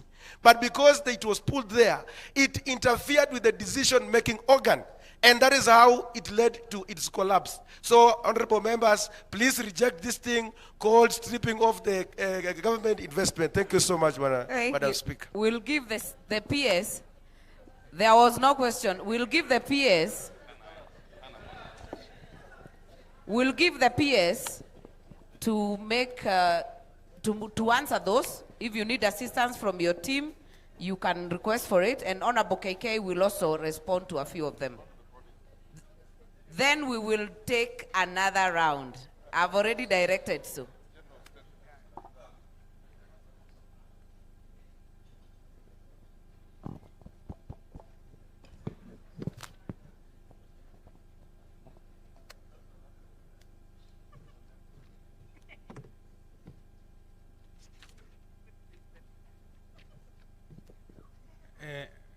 Mr. Speaker and honorable members,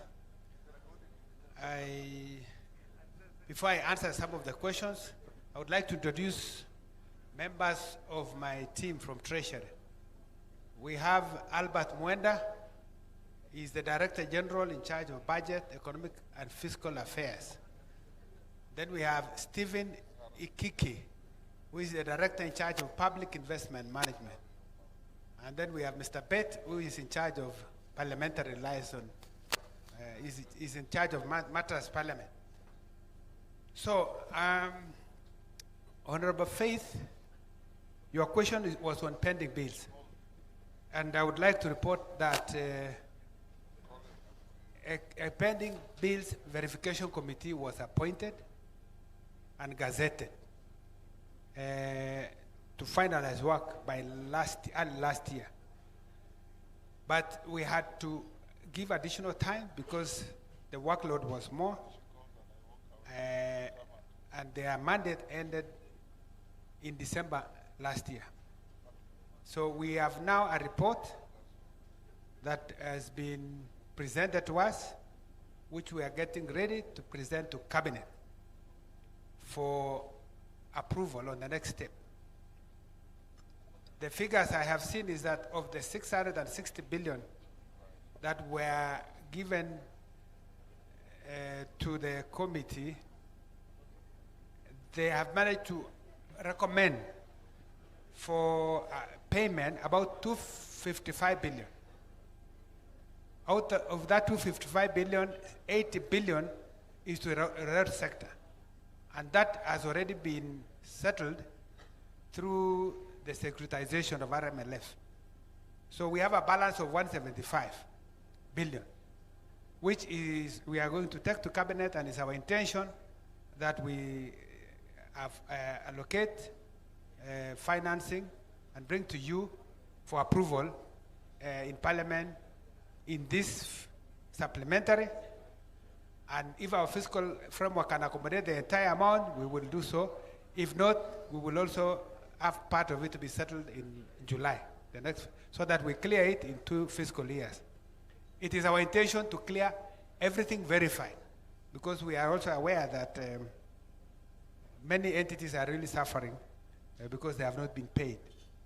And so that is why it is very high on agenda. Honorable Karoli, I think in the independent market survey, I thought FCPA chairman, Mr. Honorable Kuria, did very well by actually bringing the formulas here. I am a person from economics and finance, and I fully concur on the valuation approaches he presented and the numbers that came out there, because I think I have also interacted with them. So if you look at the volume, what we call volume of weighted average price for the last 6 months before the time when we went for the valuation, you would see that average price was showing 27.5 shillings. And you saw the market price that was given there was around 24. I think the highest was 36. What was eventually agreed with the Vodacom was 34 shillings, which is, so this sale is being done at premium of 23.7%. And I know the prices may have changed from that time, so that what you see in the market may be lower, but you will see that it is above 17%, selling at a premium. So here, we are getting value for money. And then early dividend, you also saw, it was shown clearly. You are getting 40 billion early, in advance, and you pay 55 in 6 years. So if you took 40 billion now, assuming you took a debt, you would find that you would, the mathematics is short. Maybe someone should show us that slide, because those figures were very correct.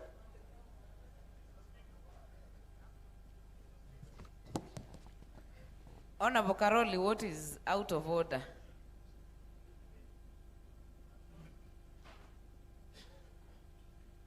There is the independent market survey, which is what you asked.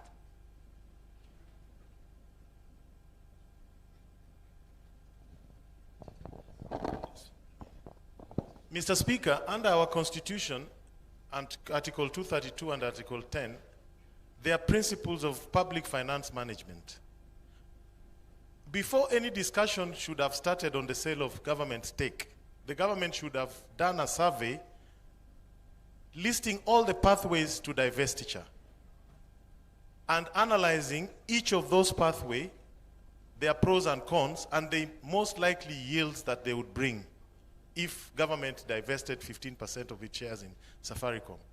What we have here is an exclusive arrangement.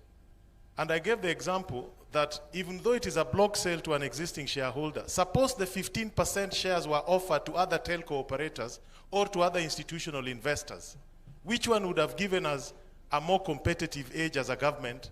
That is the question I'm asking. It is not the valuation methods. I understand those. I'm not interested in the valuation methods. I'm interested in the divestiture options that the government should have first. Point made and made your clear. point. So that's the answer I want. Yeah. Yes. So I want to confirm that we actually did that in-house. By the time we made this decision to go for a premium and giving to Vodacom, we had done that. Because if we offered to the public, most likely we would be selling at a discount, not at a premium. And that is what we worked out. If we went to market and give to the rest of the 25%, we would be selling at a discount. So discount means we would be even lower than 24.5. It will be at a lower value of 24.5.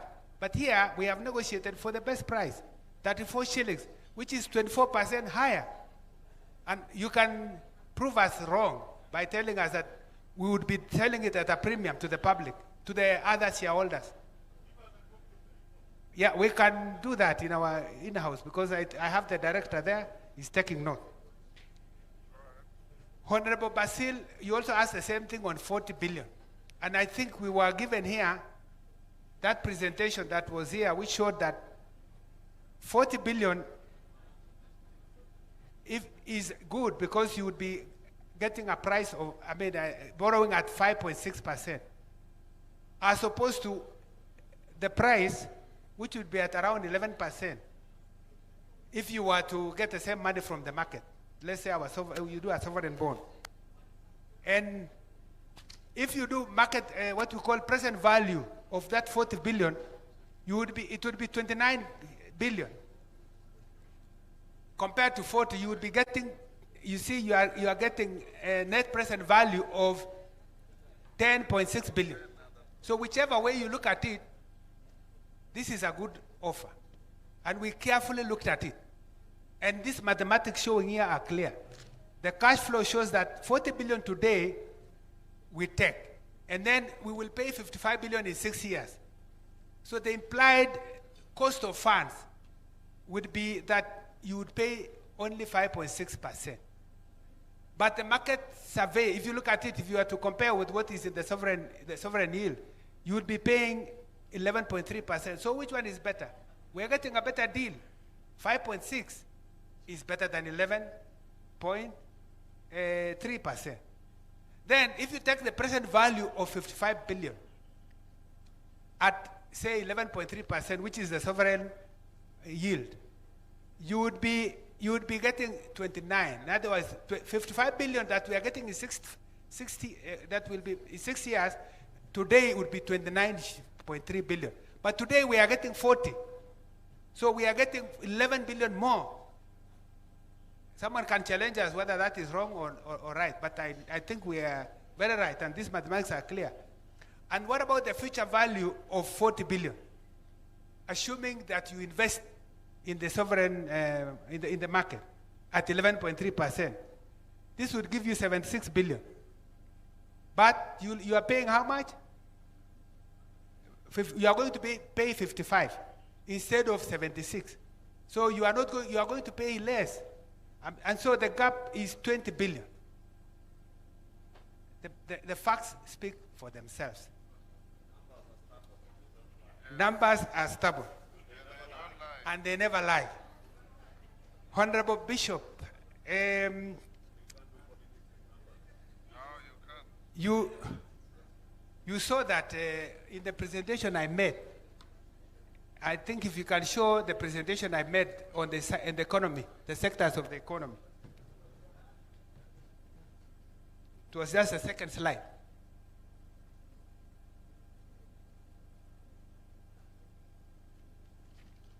So you have our economy.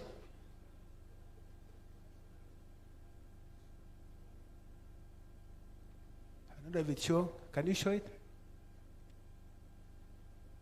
But the point is, our economy is diversified, and there is no one economy that we rely on. If there's a shock, we would really suffer. We would not suffer because it is diversified. Most of it are services, most of it is agriculture, and we don't have minerals. If you look at this, agriculture is 22.5%. Then transport is 12.7%. Real estate, 8.4%. Financial services, 7.9%. Wholesale, look at construction. In fact, what we would say in minerals, which other countries like Nigeria, like South Africa, and even Egypt have, we don't have. And yet, we have done well in those areas. I think for us it is good that we don't have one sector that we have to rely on. South Africa, if you go to the next slide, if you look at Nigeria, Nigeria used to be #1 economy in Africa for many years. But where is it now? It is #4 because it lost a lot when it came to prices of oil going down. And because it's heavily dependent on oil, its GDP has shrunk. For us, because it's diversified, we have done well. Now, go back again to the next slide, the previous slide. We are doing a lot to also focus on the minerals and general natural resources. And the incentives we have given in the last 3 years are beginning to bear fruit. We have supported the Ministry of Mining with one-off budget, 2 years, I think 2024-25. We gave them about 2.6 billion, and you approved in Parliament, to be able to invest in a number of important areas like lab testing, in recruitment of technical staff. Look at this report that shows which sectors grew in 2025 fastest. This is mining. If you look at there, mining in that quarter, in the third quarter, grew by 11, I don't know whether you can see that number, 16.9. And the previous quarter, it was 15.3, which shows that the work we are doing on mining and quarrying is beginning to bear fruit. And we know that we have a lot of deposits. In fact, if you go to Kwale and many other areas, there's a lot that we can and have. So we could be able to expand our GDP by focusing more on this. But my point is, we don't have one economy that if a shock came, we would suffer. And this is why we pride ourselves that we are a resilient economy. Anytime a shock comes, we are able to recover. We bounce back quickly. And Honorable Sunkuli, on the equalization fund, I think maybe I can arrange to give a proper report on this so that you see, because it also comes to you for approval. But our equalization fund board is managing these funds, and we normally, what you vote, we are able to prioritize. But we know that it's been lagging behind. But I'll give a proper report on this. So, which one will go first? We are working. The initial plan was that since you passed the GOE bill, we would set up the infrastructure fund through the Companies Act. And that does not take long. And we would expect that we'll come back to Parliament. Once you you approve the fund, we still bring to you to approve. And we would then have an account at the central bank to deposit and only use it on the projects that you have approved. We know that we are doing public participation, and we are amenable to also better proposals on this item, and therefore it's a matter that we can also quickly work around it to make sure that we address any matter before the time frame that is there. And this is something we are doing in concurrence. So we'll do further consultation quickly and see how to address this matter. On Honorable Kamene, I think I would need to get the facts on this issue of Portland, unless Mr. Ikiki, you have any facts now. I would agree, I would request that I come back to you on the appropriate questions on this. Honorable Wamutende, pending bills I think I have answered. And on the issue of whether we should delay payment of VAT, we cannot do that because the laws that this House enacts are the ones that the citizens use. So KRA has no legal power to suspend payment of VAT until pending bills are paid. Unfortunately, we have to operate. What we are doing now is to work very hard to avoid further accumulation of pending bills. And you saw we have demonstrated this in the last few years. The last year, June, the last fiscal year, 24-25, we managed to pay all pending bills. I mean, we gave all the exchequer requirements, 100%. We paid CDF, we paid counties, we paid everyone, and we did not have any carryovers to this fiscal year. So far, we have made a lot of progress, and I think if you check with most MDAs, they have received their exchequer, including Parliament. If there are any delays, there may be just few, but I give you assurance we are going to be paying. And we are working hard to make sure by June this year, we will also settle all exchequer requirements that are supposed to be issued based on the budget that you have approved. So we have, and then we have gone to accrual accounting. Majority Leader.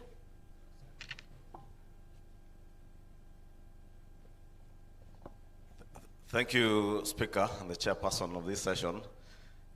PS, on a point of order, and I hear you, that you have released exchequer, you have done exchequer releases for payment of pending bills. And you know the National Treasury is a super ministry. And you're also a super PS to the extent of the powers that you have at the National Treasury. You also know that our laws obligate accounting officers in ministries and MDAs to ensure that pending bills are the first charge to the exchequer. And I think that is where we are going wrong. Because you are releasing money to ministries and MDAs, but because of corrupt practices in those ministries and MDAs, accounting officers are not settling pending bills. And that is the bottom line. And I'll tell you, because I spoke here on Tuesday, and I pleaded with these members to offer meaningful oversight over the executive. Because when you release money, for instance, to pay pending bills, and some of your colleagues then use the money they have to try and extort money from suppliers and hold back on payments, that is where we are going wrong. And you have an opportunity, and I want to challenge you as a PS in charge of the National Treasury, that before further release of expenditure, exchequer to MDAs, you must ensure then that those MDAs first have settled pending bills. I have instances, and you know, yesterday we had a long discussion here that some people want to try and turn political, and I am not interested in politics. What we are interested in is what we said we will offer meaningful oversight. If textbooks were not being paid for because publishers are not being paid, and now we want to extort publishers, and I want you to speak to some of the agencies that are dealing with some of these issues, PS, because there's a lot of extortion rings hanging around ministries with some of your accounting officers, and I think it is only you from the National Treasury who can enforce the law, that you will not release any further exchequer to ministries that are not settling pending bills. And the same with our county governments, because the bulk of pending bills, again, are being held by county governments for the same reasons. Governors and their accounting officers want to withhold money until they are able to extort money from people who have already delivered services, goods and services to the county governments. The National Treasury and the Comptroller of Budget, you have a responsibility to ensure that they all adhere to the law. If pending bills are the first charge to the exchequer, so be it.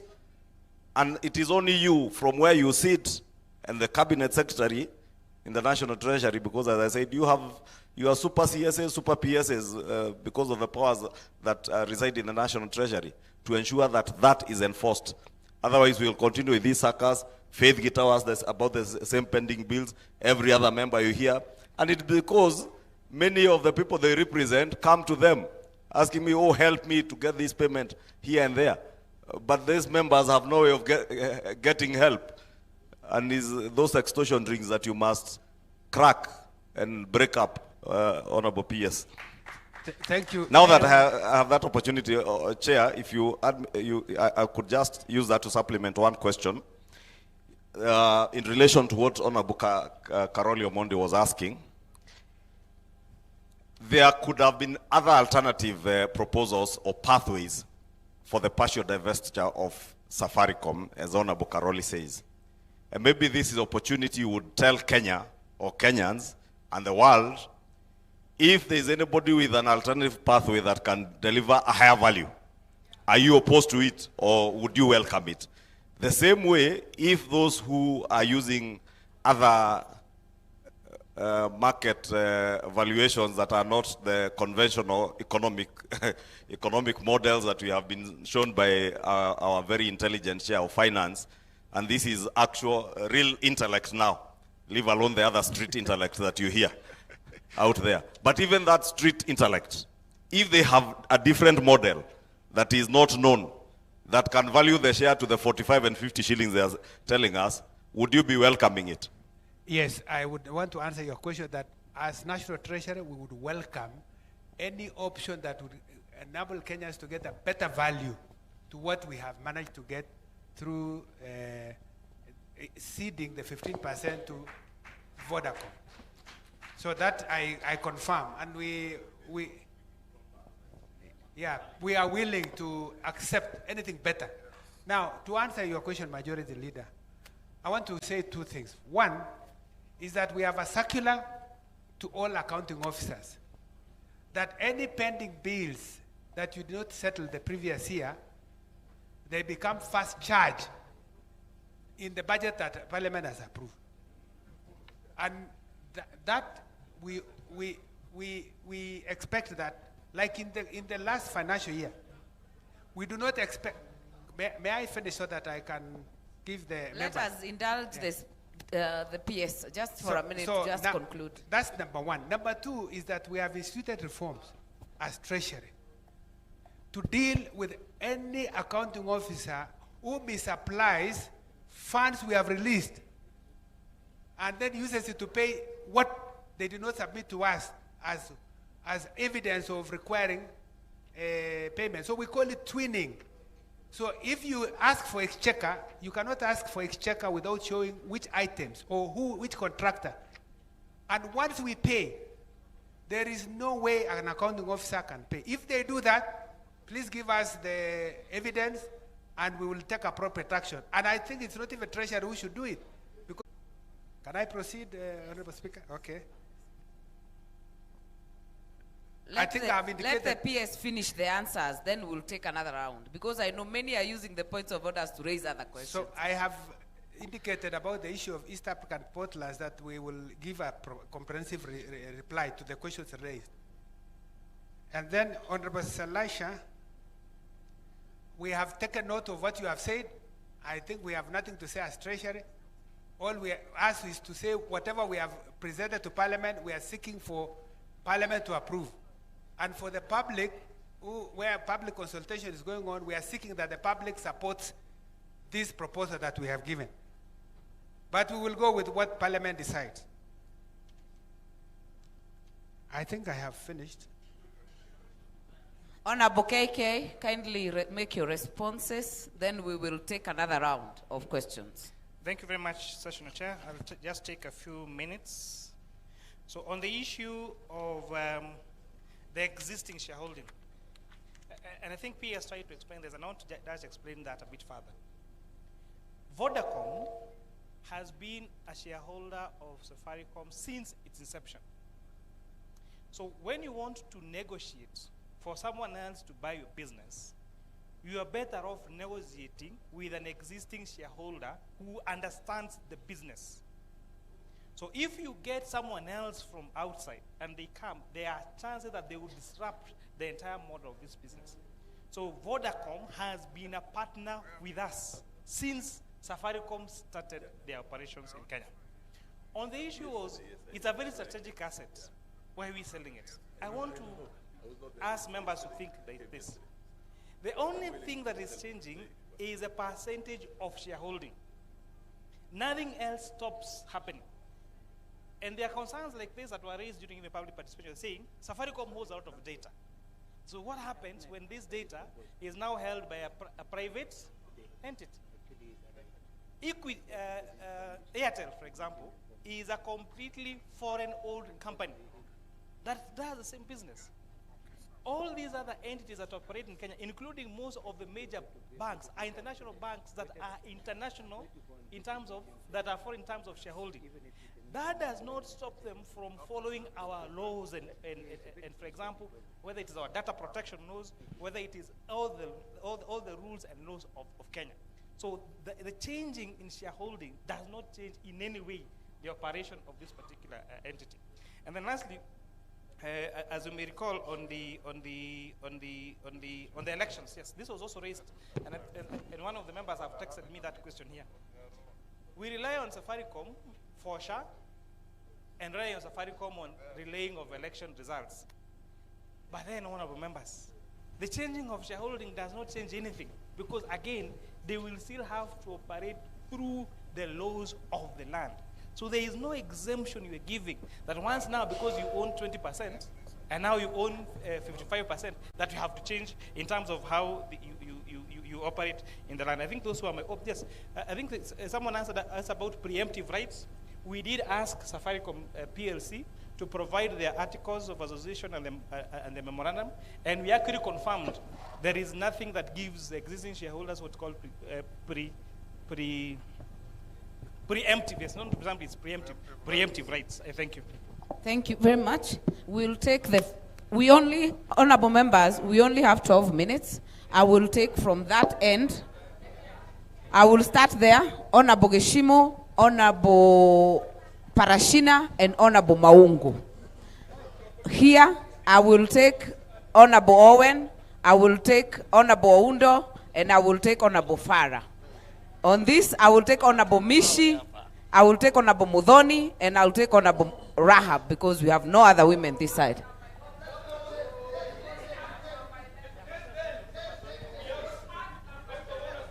Honorable Rahab.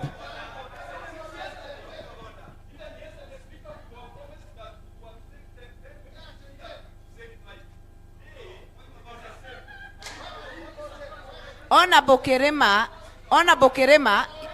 honorable members, you are not being fair. We took three. Again. Order, Karima, take your seats.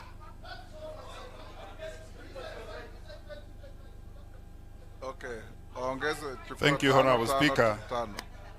Yeah, just add to this round. Take another 2 there. Another 2 here. Yes. Yes. Add 2. Order, Karima. We'll take an additional 2. So, Karima, and I'm not picking you because you have been disobedient. Because disobedience doesn't pay. We'll take Kijimo, hold on. Wangari, take 2 here, starting with Karima, 2 here, 2 there. In addition to what you have already taken. Honorable members, I will take Kerema here, as directed by the Speaker, and I'll take Honorable Nyenze.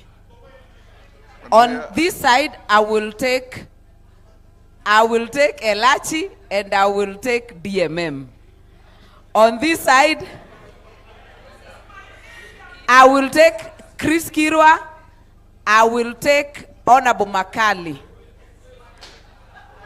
Okay, members, take your seats. Thank you. And save time, 1 question or 1 comment. Thank you, Honorable Speaker. Yes, this side. I'm going to be strict. 1 question or 1 comment? 1 question, 1 comment. Keep it short and precise. Honorable Speaker, before I ask my question, I would just seek some guidance from you, Honorable Speaker. Order, members, order. Order. Order, members. Yes, Gishimu? May I seek your indulgence, Honorable Speaker, to seek a clarification on the timelines that have been given by Honorable Kimani Kuria, that once the report on this session of paper is tabled in the House, it ought to be considered within 28 sitting days. Sitting days. But out of the calculation of the Honorable Chair, he has calculated based on the sittings of the House. So I need your clarification whether when we sit on Tuesday, Wednesday, and Thursday, those are 4 sitting days or 3 sitting days. In my construction, those are 3 sitting days. Not a sitting cannot be a day. But I seek further your guidance. But my question is this. I wouldn't want to repeat what was asked on the pending bills. But pending bills is not a fixed item. Order, members, we are in session, please. Pending bills. Let's listen to one another. Pending bills is not a fixed item. It's a moving target. What are you doing to prevent or to avoid situations of pending bills in future? You have given us the plans that you have to clear the pending bills. You've already asked your question. Honorable members, if we go at that rate, we will not get enough time. So kindly ask the question and don't follow it with a statement. Thank you, Honorable Speaker. Thank Let you. me rest at that. Thank you. Honorable Speaker, through you, may I ask the Permanent Secretary for Treasury. As much as we are looking at macro stability on the presentation that you have shown, the presentation looks so juicy. The question is, what about the economic pains that Kenyans are going through? in terms of when you talk about the sovereign wealth fund that you are creating and the program that we have introduced, I have not been able to see the physical intervention that you have given out that will be able to sort out issue to do with unemployment, issue to do with the food, like the food basket we have talked about. In 2023, a kilo of unga was going out for 77.4. 2025, you showed is 77.9. So I was like to see if there was a difference in terms of what you are introducing. So in the cost of living, wage stagnation, unemployment. Made, Parashina. Yield the floor to somebody else. Yeah. You've made your point. Thank you, Mr. Speaker. Next. Okay. Thank you, Mr. Speaker, sir. It's not you. Thank you. You will come much later. Maungu. Thank you, Mr. Speaker. But PS, I will wish to say that from where I sit, I actually support the diversity teacher program that taken by government a bid to liquidate some of the investments we have. But I have a challenge on another front. As a PS in charge of Treasury, you are the custodian of all government resources. And as the ML has said, you reign supreme because of the position you hold. Are you aware that some of the state departments that you finance for various programs as budgeted under this house actually change what has actually been approved? A case in point, State Department for Education. Yesterday we had the Minister for Education here, and as a member of the Committee of Education, last year we had a budget towards infrastructure of public schools across the country, both primary, secondary, and that was actually captured in the Appropriation Act. But what was paid is not what is actually available on the government documents, that is the parliament documents. So what is your position, or are you aware of the same? Because this assembly actually passed a budget, but the State Department for Basic Education disbursed funds to schools which were not part and parcel of what was approved. This is criminal, and I wish to find out what is your position on the same. Thank you. Very well. Honorable Kirima. Thank you, Honorable Speaker. Through you, Honorable Speaker, I am asking the PS as pertains to the funds we are supposed to realize from the sale of the shares of Safaricom. Safaricom, the shares are owned by the government on behalf of taxpayers. And when we talk of taxpayers, we are talking of all Kenyans, wherever they are. And on behalf of my constituency, I'm asking this. I don't mind how much they are going to cost or how variable it is going to be. But now after the sale, since we have seen before the sale of shares of Kenya Commercial Bank, which was a public entity, Kenya Airways, and many others. When the sales of those entities was realized, it was taken to consolidated fund. This one is going to go to the infrastructure fund, as we are going to tailor it as the same as affordable housing. Now, since it's going to go to the infrastructure fund, and every Kenyan is a contributor or a owner of these shares, how are we going to benefit, especially the people of my constituency, when it goes to the infrastructure fund, and it happens that the infrastructures, the roads, which are going to be built, none of them is going to go to my constituency. Is it possible to, my question, Speaker, is this, is it possible to have equitable distribution of the sale, maybe half of it, if it's 240 billion, we have 500 million per constituency, and then the balance can go to the government, so that at least every shareholder can feel that he used to own and he has gained out of the sale of these shares. Thank you, Mr. Speaker. Very well, Nyenze. Thank you. Thank you, Speaker.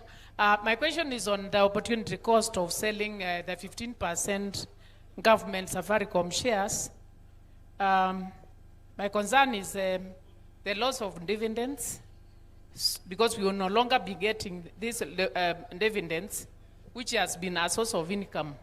So how much dividends were we getting compared to what we'll be getting? And on the since we are investing in infrastructure, how many years will it take before we start getting these benefits? And then there's also reduced strategic influence after we sell, because we'll have only 20% retained and 2 board seats. Don't you think that this will affect the company's future directions, since the number of board members will be reduced? Thank you. Thank you, Honorable Owen. Thank you, Speaker. I just want to say this. It's 15 years, PS, since the Equalization Fund, which is set in Article 204, actually a constitutional fund. And this Equalization Fund, 15 years now, my questions are, has the objective of the Equalization Fund been met? Because money has been disbursed. And if you go back to those areas which were meant to receive that money, you actually see no difference. I read that there is an Equalization Fund board, that advisory board that manages this fund. But have they done an M&E to see the impact? Otherwise, is this like a slush fund that is just actually used by people? It's just a fund that is resources of the government that are being wasted. Or is it actually meeting that? And what would be your, if you would have a problem of bringing that fund to Parliament and set up a board, same as NGCDF, so that we actually have a clear structure? Sometimes I ask myself, who do I ask about Equalization Fund for my constituency or my county? Some of the money goes to the county government, some of it goes to the national government through the county commissioner. And there is a lot of unexplainable work within this area. PS, please. Point made. Let us know what this Equalization Fund has done for the country up to this level. Oundo. Thank you, Speaker. Thank you, PS. I just want to put to you, PS, that in one of your presentations, you have spoken about merging state corporation from 42 to 20. You want to dissolve 25 corporations, and you want to win off 13 professional bodies from the exchequer. In respect of the merger and dissolution, you have not given us any timelines, because these timelines are important, because these state corporations have members of staff, have obligations, have everything. We need to be very clear to avoid a situation of causing anxiety and causing probably delay or failure to deliver on their mandate. Speaker, I would want to refrain from commenting on Safaricom shares, divestiture, for now, because I'll have my time on the floor of the House. But as we do so, it is important that we put into mind a few issues. First of all, there are Capital Market Authority regulations on how to deal with divestiture. There is, of course, the IVS 2025. Then there are IFRS 13, so that's where the debate will have to be. But as I conclude, we have always said, as the valuers, the best market sentiment is to place the asset on the market, let people go and auction and determine the true intrinsic value from the eye of the purchaser and from also on the position of the seller. Thank you, Speaker. Member for Wajir West. Thank you, Mr. Speaker. And Madam Chair, my question goes to the Chair of Finance.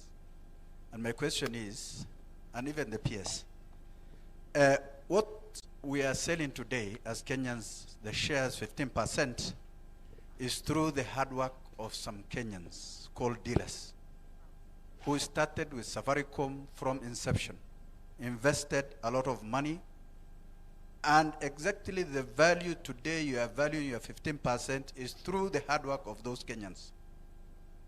And in this aspect of all structure, they are not there, and with the history with Vodacom, wherever they have acquired shares, in other words, they weed off or they weed off the dealers.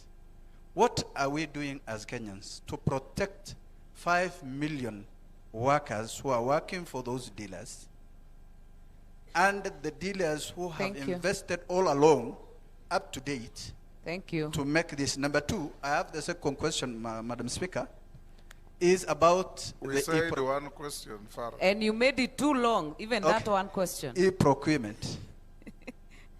As we, today, we have done 6 months of the budget, and all departments of this country have not done any procurement for developmental budget because of e-procurement. What is the government doing to ease that problem? Thank you. Thank you, Elachi.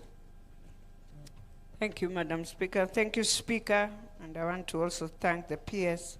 Mine, PS, is just to ask, you've done as Treasury a lot of undertaking with many big companies. For example, the Expressway company, the company that did Expressway. You went through a court process, you lost the ruling. And now KRA has decided to use this ruling to send a lot of demands to many companies. So is Treasury going to honor, or is it back now to the taxpayers or to us to pay now through what Treasury had honored? And why we are also very afraid of this privatization is the question people are asking. Is the money going to go to the consolidated bank, then to the consolidated fund? Then you are able to trace and audit that the money came in and went to the project, and we are able to see. And is Parliament going to really oversight this infrastructure fund? Thank you, DMM. Thank you, Honorable Speaker. PS, Dr. Hold Kipto. on, Honorable Nyamai, what is out of order?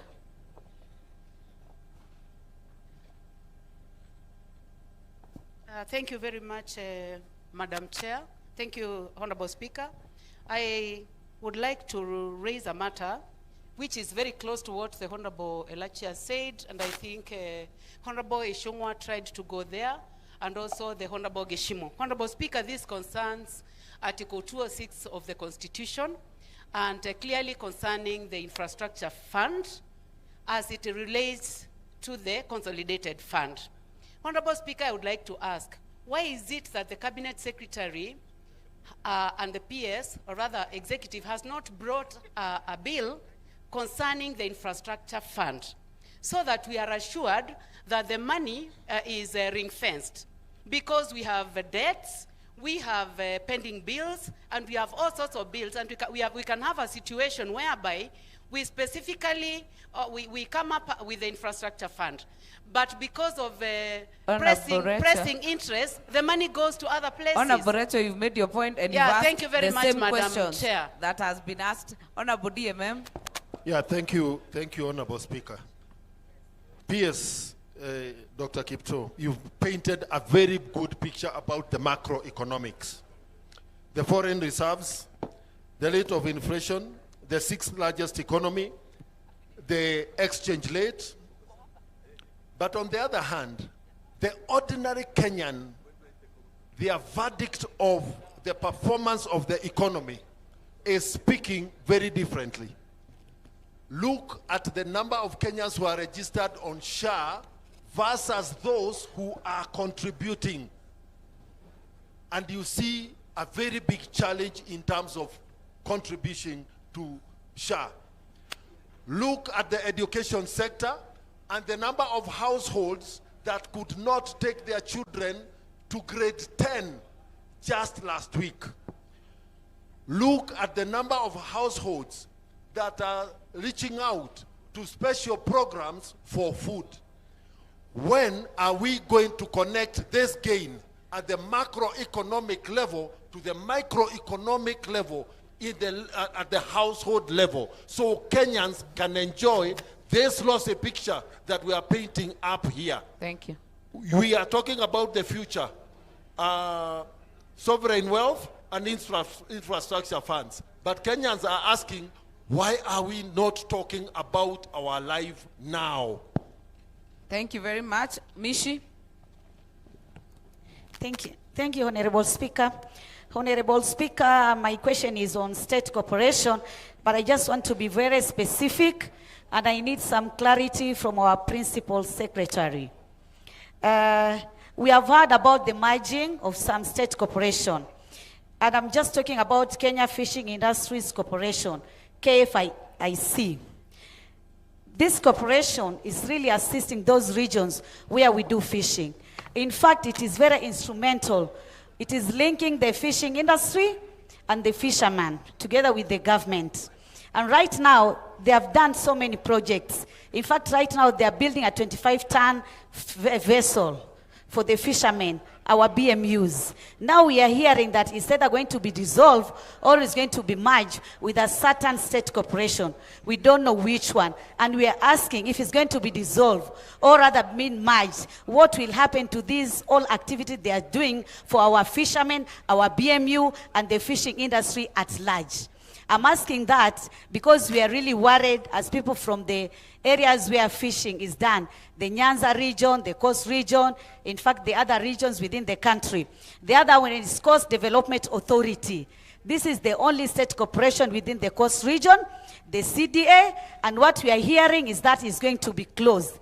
They have done quite a number of some projects, and they have done also so many proposals, including Mwache Dam, which is now being done by the government, but it came from CDA, the Coast Development Authority. And there's so many other projects in terms of schools, in terms of boreholes and others. And now if it's going to be closed, what will happen to the workers, to the staffs, that is, to those projects which they have started? Are they going to be stalled projects, or are they going to be taken to those other state entities which are going to be merged with? So what will happen? And also, can we have the list of those state corporations which are going to be merged, and they are merged with which other entities, so that we can be clear and we can know what will be the implications. Thank you, Honorable Speaker. Thank you, Honorable Mudhoni. Thank you. Thank you, Madam Speaker. Madam Speaker, my question is directed to the PS. And I want to thank him for the very educative and insightful presentation that he has made today. But Madam Speaker, I want to speak on behalf of the pensioners of this country. Madam Speaker, I want to ask the PS. One, pension is a contributory scheme whereby the worker contributes, especially teachers. They contribute 7.5% of their salary every month, and the government also tops up 15% of that amount. And Madam Speaker, it is well known that Kenyan workers retire at the age of 60 years.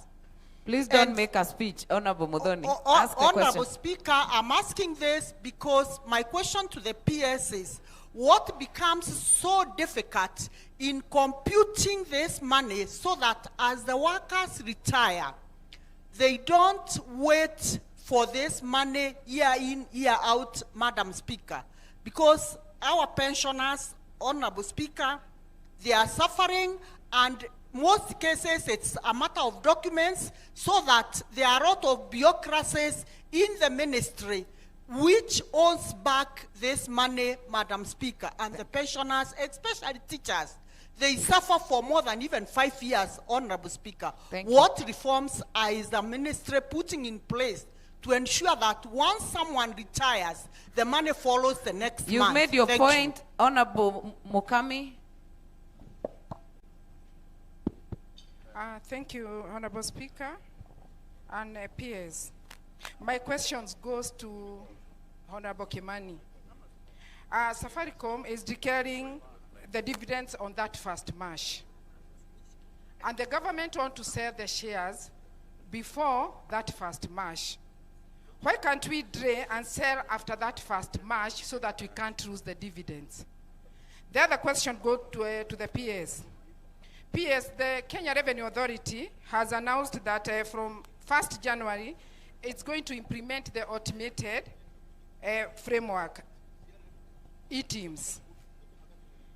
Is the 2026 implementation timeline realistic given current adoption? PS, SMEs, most of them, they buy things from the formal suppliers who are not registered with KRA and do not issue e-teams invoices. For example, if you go to a market, you want to buy beans, that Mama Soko will not give you an e-teams. Yet, if I go and supply those beans in the government, I am supposed now to go and knock out whatever they have paid from them. What are we going to do about that? Because if you use boda, they are not going to give you e-teams. What are we going to do? Thank you. Very well. Honorable Kirwa. Yes, thank you, Madam Speaker. My question is to the PS.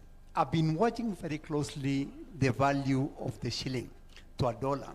It is ranging between 129, 130, and 131. It is going to 3 years when the exchange rate is still at that figure. Why is it that it cannot come down to 120? Why is it cannot come to 110 or even go up to 175? What are we doing to keep a shilling at 129 to a dollar? Thank you. Thank you very much. Honorable Makali and not Makali Mulu. David. Thank you, the session chair and speaker for the occasion.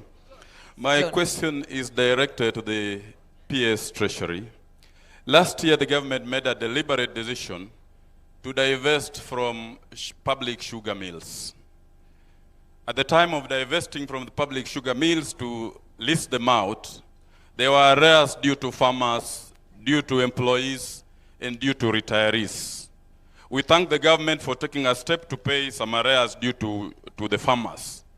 But we still have arrears that are due to farmers. And we still have arrears due to employees who are employed in the public sugar mills. Right now, as we speak, Bwana CS, and I want to speak specifically for Nzoia Sugar, there are arrears of 63 million shillings due to farmers. And there are 1.5 billion shillings due to employees. Some of those employees have now been rendered redundant. They are owed 22 months salary arrears. They have children to go to school, they have households to meet. And right now, as I speak, PS, all the employees of Nzoia Sugar are on the streets demonstrating and picketing, demanding their salary arrears and even retirees. We want to know from the PS, when are these arrears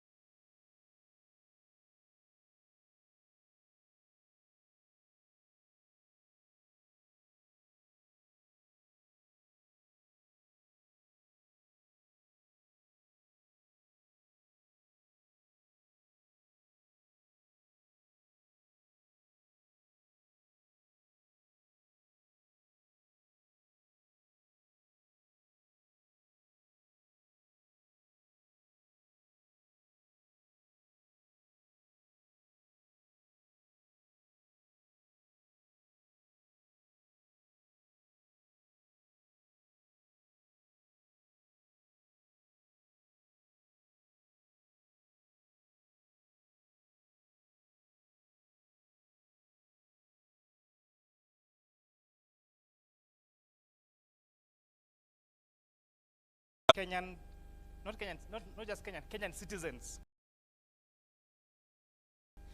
That is requiring that Kenyan citizens be additional directors in the company. That's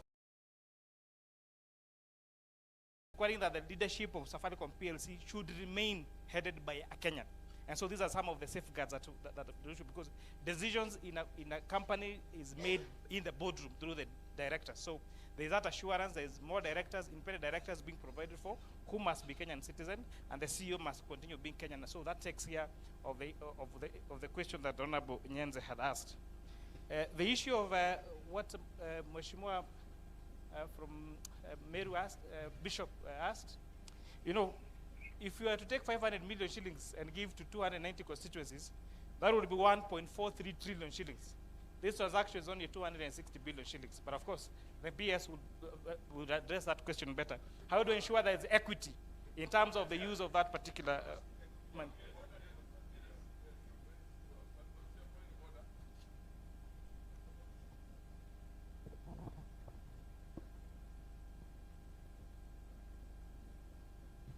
Point of order, through Speaker. The chairman is misleading us. He's not giving us the truth as it is, because if it's 290 billion, you divide by constituencies which are there, that is 291 constituencies. It will be 291 billion. So if you divide by 500, it will be 145 billion. Then the balance can go to the government. As simple as that. Is simple mathematics? Is that mathematics in Chinese or which language? Just ordinary. Your numbers sound strange, Kirima. Maybe you are not getting what I'm saying. We are saying that the figure we are about to realize after the sale is 240 billion. Yes. And we have... How many constituents do we have? 291. 290. 290, yes, sorry, 290. Yes. So if you take a billion per constituency, it will be if it is 291, it will be, if it will be 290, it will be 290 billion. As simple as that. Simple mathematics. Simple if you have it divided into just 500 million, You've not made billion. your point. Simple mathematics, strange economics. Yes. I don't want to argue on the numbers, but your numbers are completely, let me not comment. On the issue of dealers, which was a very valid matter raised, it's for a fact. Dealers of Safaricom constitute a very huge constituency. In fact, Safaricom dealers employ directly and indirectly around 3 million people. And therefore, it is absolutely important that we safeguard the interest of those particular dealers. They appeared before our committee, and one of the asks, we thought that there is a redundancy. The diversity talks about a redundancy clause of 3 years, but 3 years is not sufficient. There is also something they mentioned to us about what's called residual income, because they have invested. The Safaricom shops you see in our towns is not owned by Safaricom. It is investment of private Kenyans. And therefore, it is absolutely necessary that we safeguard that particular business. Yes, it is true. In some instances, for example, how Vodacom operates in South Africa, they do not recognize that residual income for dealers. And therefore, there is that risk. And I want to assure you that jointly with the Committee of Privatization, one of the things we are really considering is having an express clause in, that we propose into the House to make sure that there is conservation of the interests of the Safaricom dealers in this particular transaction. So at least we make sure that, you know, if it's really working, why fix it? We have 5 million Kenyans that are working in that particular business. Why would you want to close that particular business? I think that is those are the questions that were. Take him the mic. Yes. What's your point of order? You know, thank you so much, Mr. Speaker. Mr. Speaker, I think the chairman is not answering the question people are asking. And I want to put it the way it should be. The question being asked is, after this deal goes through, Kenya government will not have a shareholding of 20%. Now, when you start saying you put conditions to a shareholder who has 55%, how realistic is that? That's the question you're asking. Because as you put conditions on who will be heading the institution, but your shareholding will only be 20%. That's the thing you should clarify to us. But it's been like that even. The sale of this particular share agreement between Vodacom and GOK must be done according to our laws, to our constitution and our PFM. It's not just a discussion between. It's not what Vodacom wants. It is sale of public shares, and it must be done according to our laws. And what does the PFM Act say? That this particular proposal must come to Parliament, and Parliament must give it express authority or approval. How does Parliament do that particular approval? It is through the sessional paper that was tabled by the leader of the majority party on 5th of December. What measures do we have as a House? Approve it as it is, reject it, or approve with amendments.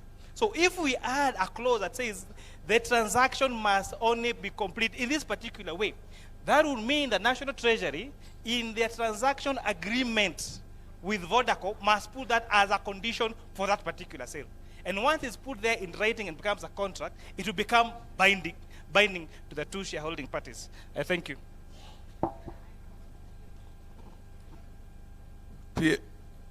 PS. Yes. There's a lady down. Yes.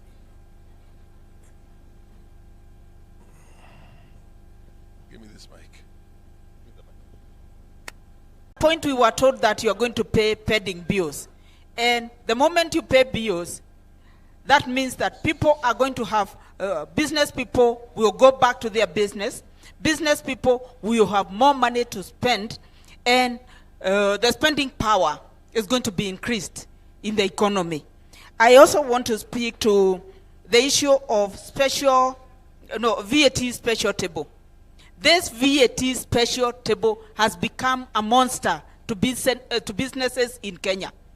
Businesses are shutting down, and I'm just wondering, can't you explore another way of ensuring compliance of VAT without necessarily having to shut down businesses? Because when you shut down a business, the effects are so far-reaching.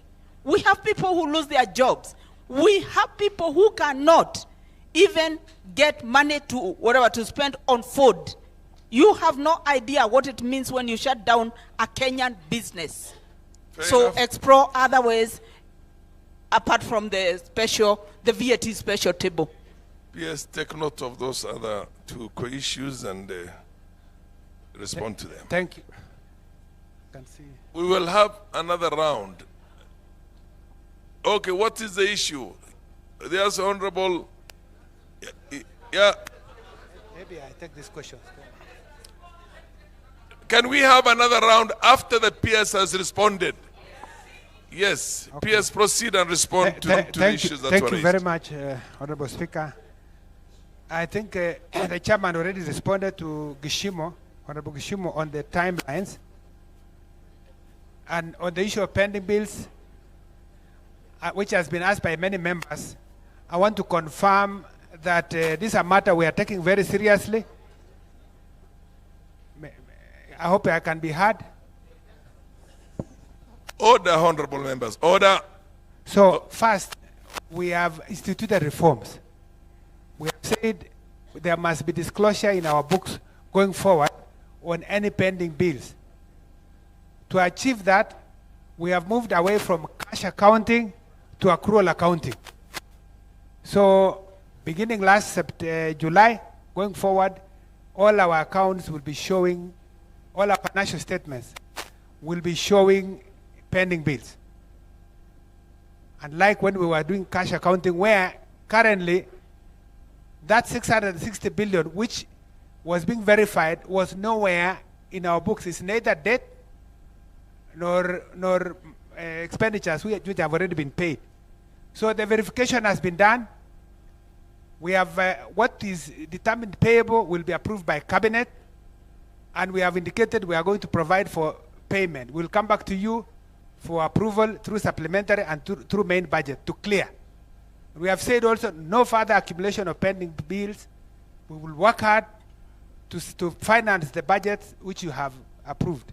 Of course, depending on how exchequer moves. But we have also indicated reforms we have taken to do twinning, for instance, to avoid accounting officers changing and therefore cherry picking on who to pay and who not to pay. That will be a thing of the past. And we are moving now to the counties to have the same. Honorable Parashima, I think. Yes, what's your clarification, MP for Gichugu?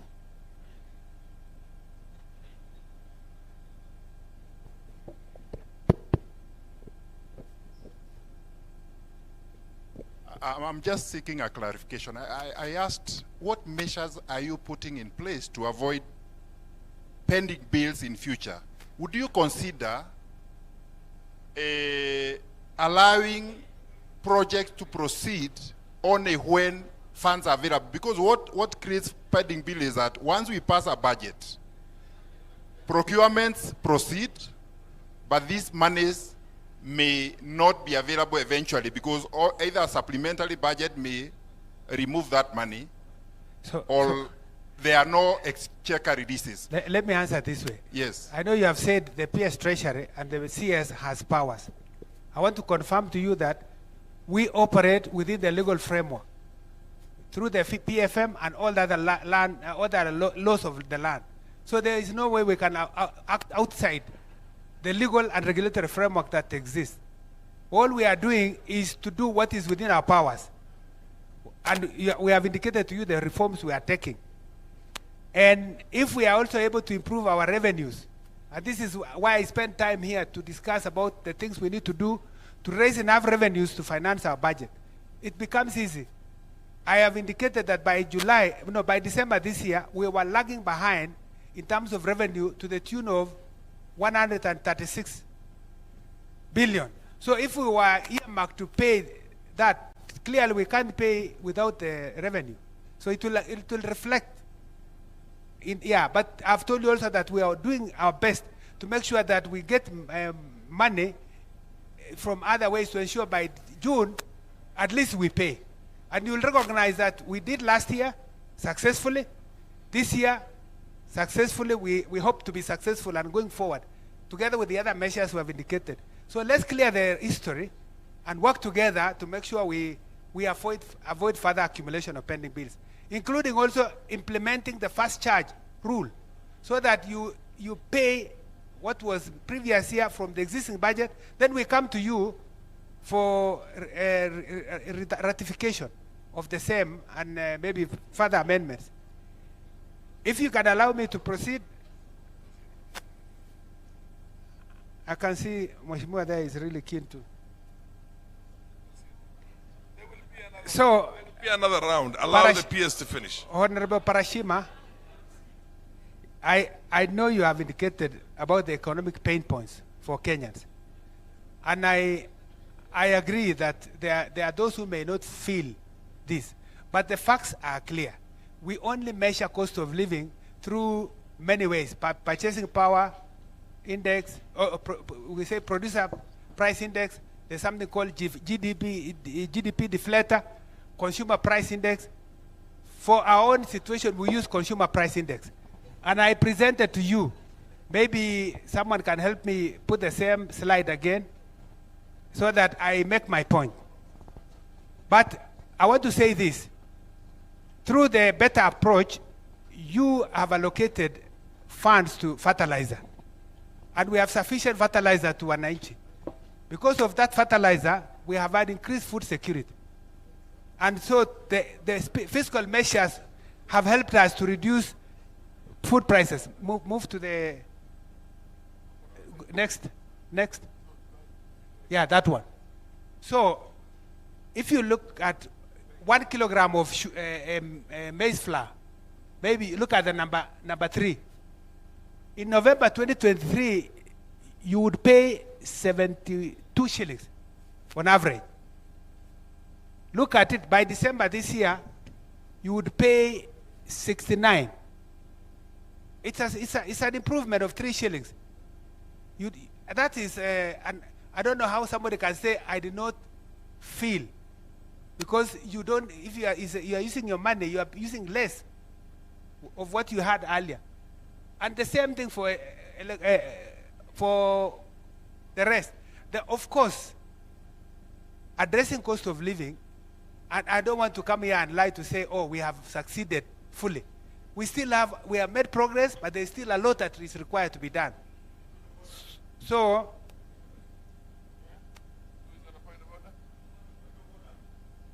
What's your point of order? What's out of order? Take him, give him the mic.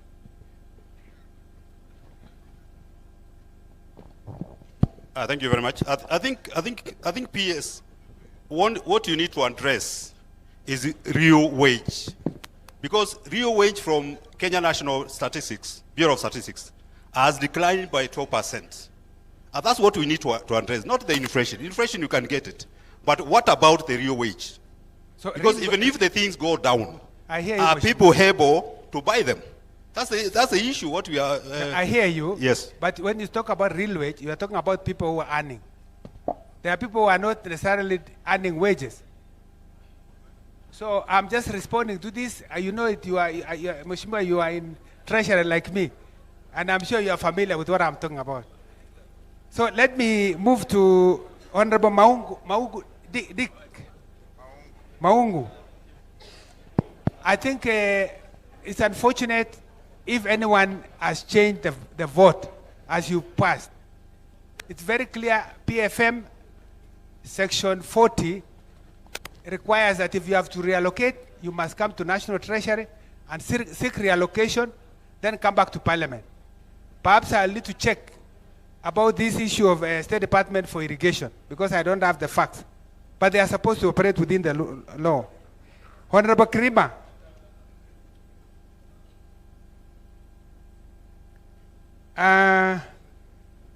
We will set up a national infrastructure fund. And the principle is that that fund will be used to support commercially viable projects. Now, when you talk of equity, it may not be possible that you can have viable projects in every part of Kenya. But where there are viable projects, those projects will be producing for Kenya.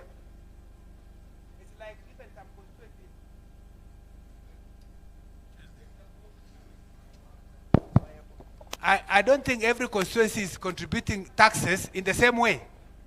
Some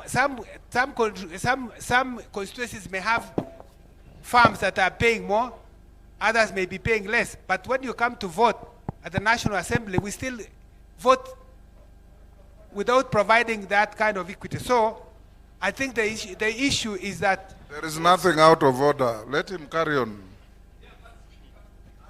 So carry on. Order, Kirima. This morning you are becoming rowdy. May I ask that I be allowed to finish?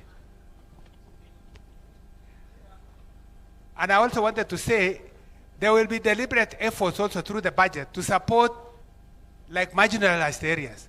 I know people of Northeastern, for instance. Yes. Yeah, no, this does not mean we are excluding regions that don't have commercially viable projects. There will be other ways to fund. Like social dams cannot be implemented through NIF. We will have to provide budget for those social dams. It does not mean that we will stop funding social dams or those which are not commercially viable. I think it's important to take note. So let me go to Honorable Nyenze. PS, you have to be faster than you are doing. Okay. Dividends, I want to say last year we got 16 billion from Safaricom as dividends.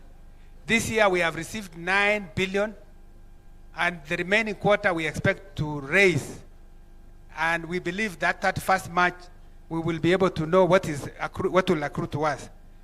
One thing I want to say is that Airtel is like Safaricom. It's one of those institutions dealing with telecom. But Airtel is 100% owned by Bharti Airtel Group. That's Airtel Africa. And they have had to get regulatory authority to operate without shareholding of local investors. But they are still operating in our market. I want to just say, what the chairman said is that change of shareholding does not mean Safaricom will not be subscribed to the laws of the land. Honorable Buyer, I have indicated I will provide a report on the equalization fund. And I know you want impact analysis. We'll ask our team to work on it. Honorable Ohundo, about mergers, they are continuing, and this is something that we expect that this be done within this financial year or next, and up to next financial year. Cabinet never approved that we have to send anyone home. So no employee in this merger will lose unless they are properly compensated. And no projects will be left because mergers have been undertaken. Honorable Yusuf Fari, I think the issue of dealers, there was an arrangement that for 3 years, even with this divestiture, no employee will lose their job. Kenyans will continue being in the board, including the chairman. And of course, there can be no guarantee that in the future things change, because sometimes situations change and businesses change their model based on the situation obtaining. Honorable Elachi, assurances of use of funds. There will be no funds used from the infrastructure fund that will not have been approved by Parliament. Honorable Nyamai, the issue of infrastructure fund and consolidated fund, I think we have already addressed that.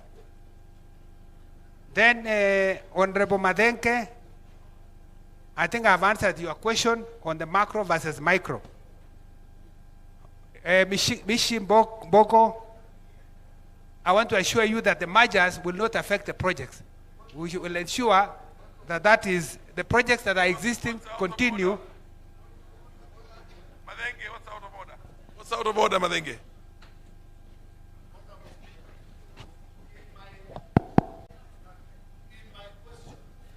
I said that the report card from Wananchi is based on their inability to contribute to SHA, their inability to take their children for grade 10, the appeal to the State Department for Social Programs for relief food. None of those items, Wana PS, is on your presentation there. So you cannot tell me you have answered my question. None of the items I cited here are on that table. I think you are right. But I acknowledge in my presentation that the budget we have presented is not adequate. I acknowledge that there is not enough funding for capitation and others. So I'm not sure whether I should be able to address all this now. Honorable PS, this was my simple, straightforward. The macroeconomics are good. The consumer of the macroeconomics are the ordinary Kenyan households. The report card they are giving you is saying they are now is very difficult. When will your success in the macroeconomics translate to the success in their households? So that's a question to be answered by Kenyans. We have given the report. It's for Kenyans to make a judgment. Order. Order. May I proceed, please? Honorable Ikiara Mudoni. Yes, we have two types of schemes for pension. We have defined contribution and defined benefits. For the defined contribution, where most of the teachers are, their money will go to Public Service Superannuation Fund. And that's a fund that is functioning well, is fully funded. We have no arrears even as National Treasury. And you will find that that fund is working. Anyone who retires will get their money. The one on defined benefits is what is still under the National Treasury, which we have worked very hard to make sure that we fully fund it. We have had delays here and there, but I think I indicated that there are reforms which have been instituted, including online registration, and now pensioners have been asked to, no one will be paid without being registered online. Then we have worked with public service to get a payroll system so that as soon as someone is leaving, we get the data and it goes straight to the pension department and the pension will be paid. So if we could give a report of the recent past so that you see what action we have taken to address that issue, because we have made a lot of progress on that front. Honorable Mukami, you know, I've been told to rush, so I am listening to the speaker. And I indicated no projects will be left, no workers will lose their jobs, even with the mergers. That is the instructions we have. So no one should be worried that they will lose their jobs because there is a merger. Some will be sent back to the ministry or absorbed in the new entity that will be formed. But at least we'll avoid paying rent where it's not necessary and incurring other utility costs which are not necessary. We will give you the list of affected institutions. Then I think Honorable Mukami, that must have been a question for Chairman. Honorable Kirwa, the stable shilling. Our policy as government of Kenya is that we have a competitive, a market-determined exchange rate. Market-determined exchange rate means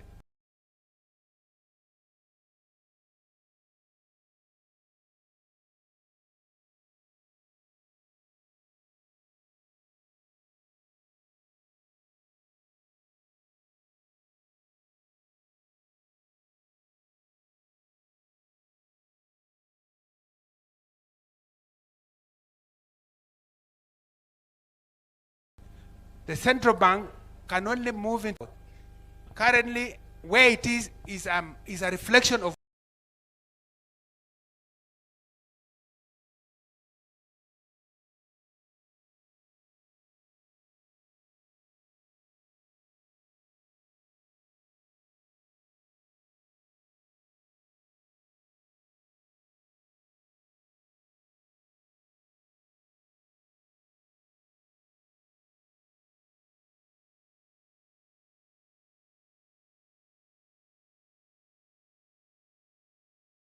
where the market is.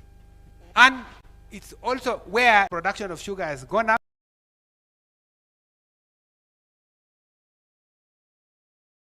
Have gone down.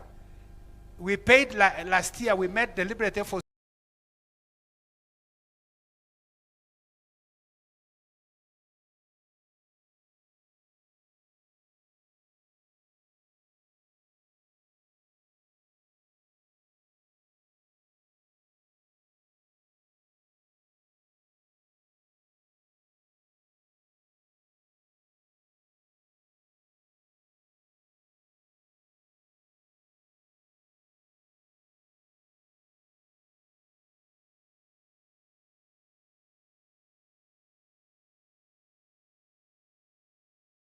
to pay, and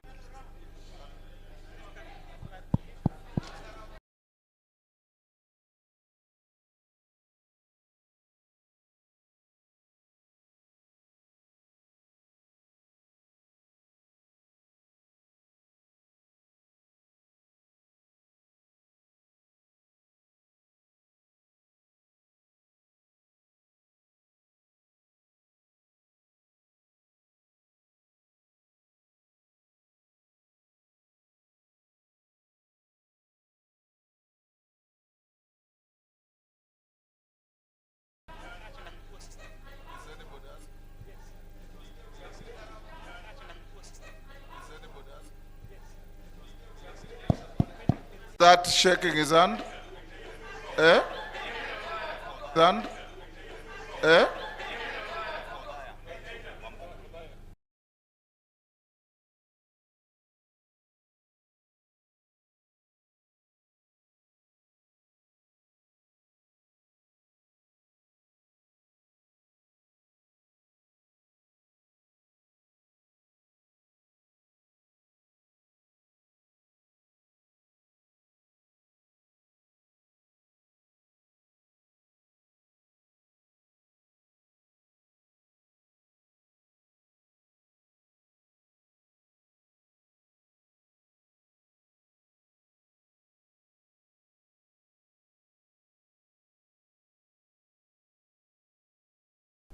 Wainaina. Revenue collection by November was at 35%. We were also informed that there is a low absorption of development funds.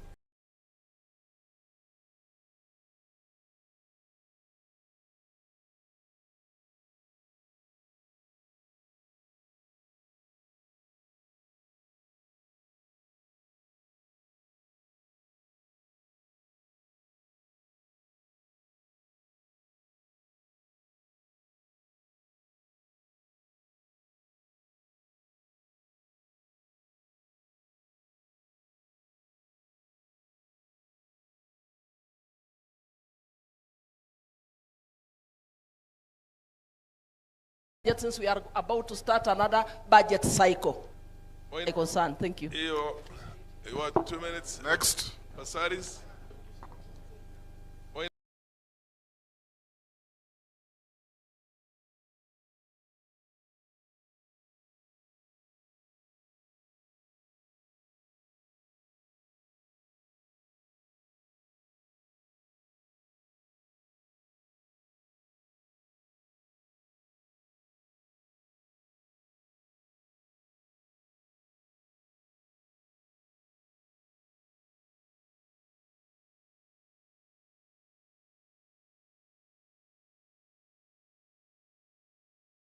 KRA. When those people, when you pay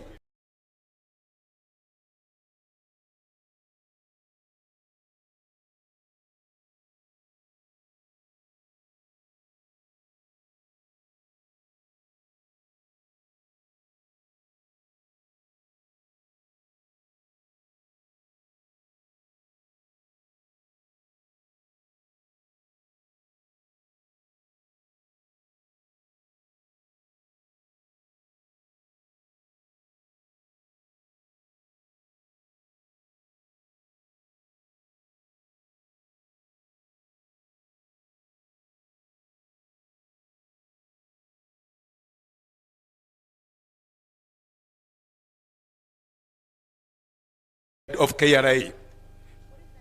When those people, when you pay police station, he was taken to KRA. And when he was taken to KRA, it was accused that that receipt is fake. But let alone, because we closed the business, they closed the business.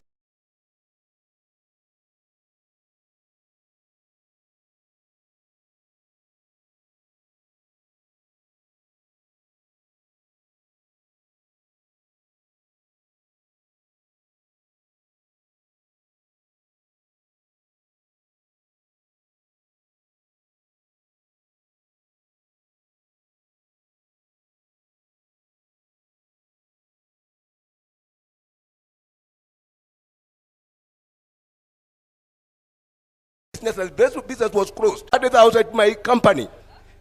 And that receipt for that customer, because the failure is on KRA side, he claimed receipt for that customer, because the failure is on KRA side, he claimed VAT with that.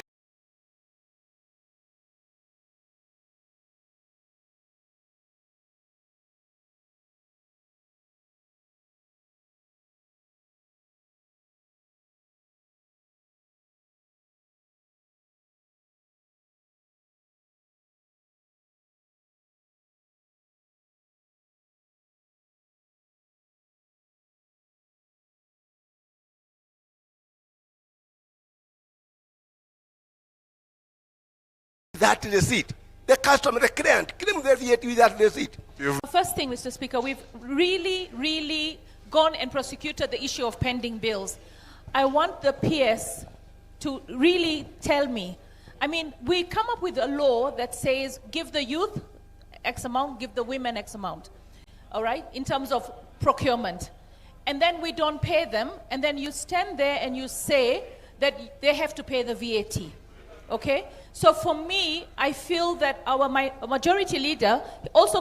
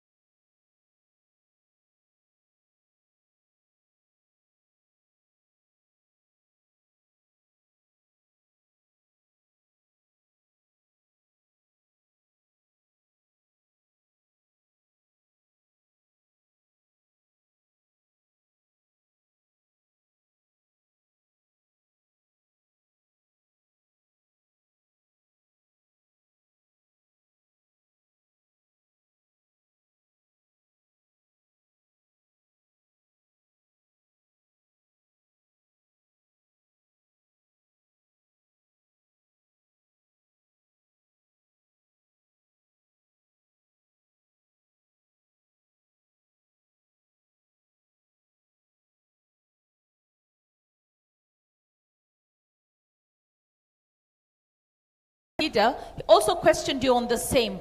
I think we need, so for me, I feel we need a law, a government law, to review the lawyers' advocates' remuneration, because this is ridiculous. It's another corruption avenue that we're not dealing with.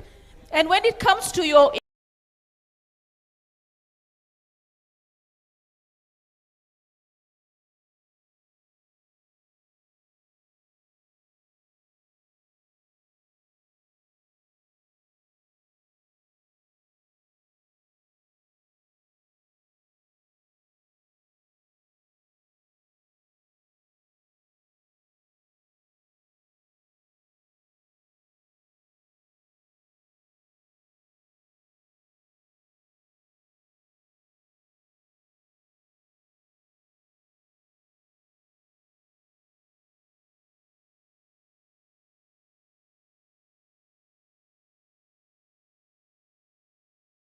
infrastructure, Safaricom shares for the sovereign fund, for the infrastructure fund, I'm all for it. But at the end of the day, Kenyans who own shares in Safaricom want to know that it will not be controlled by external forces. We will still have managerial control. And that didn't come out very clear.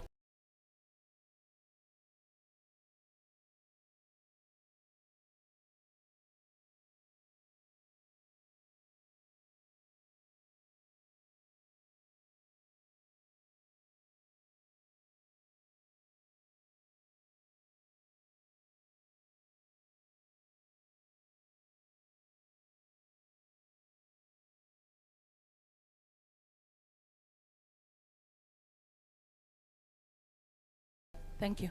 Maingi, did you have a question or you are just... Thank you, Mr. Speaker. Businesses, Businesses using this special VAT table.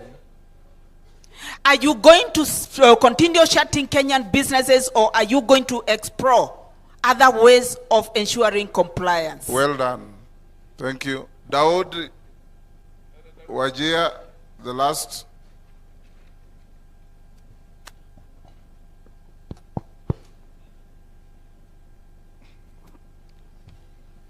Thank you, Bwana Speaker.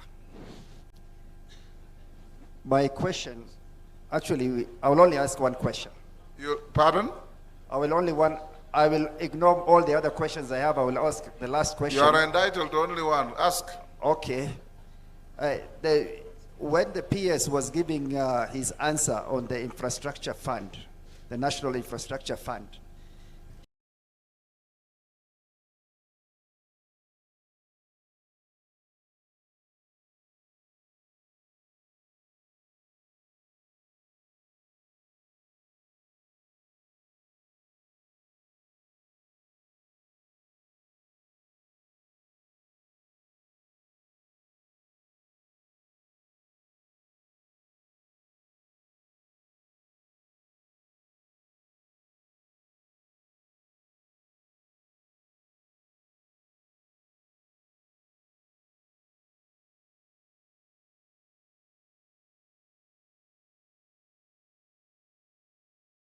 he's... Chair, I was listening to last week but one.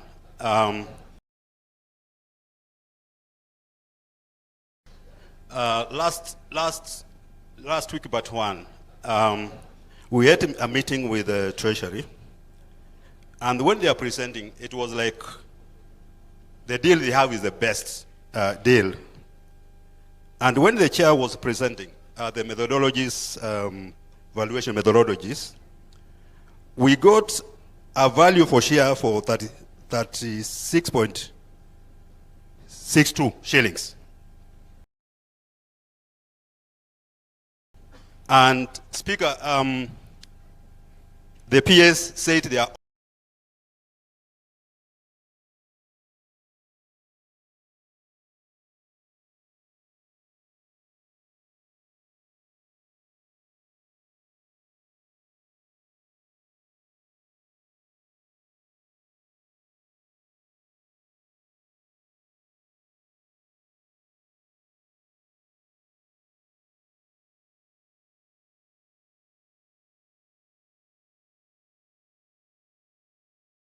option.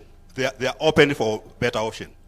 Are you going for this better option, which was, are we going to see a piece of, and if yes, when are we going to see a piece of legislation in Parliament for debate and enactment? Thank you very much. Sunguli, what is your point of order? What have you been speaking as?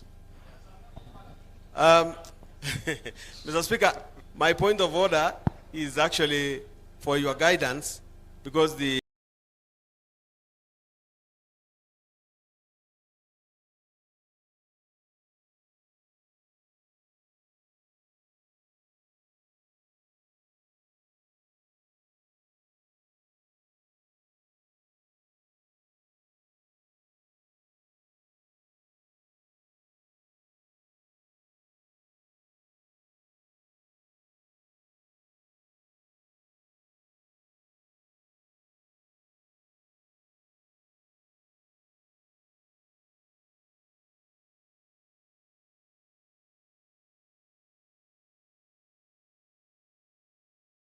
PS had said, you only ask one.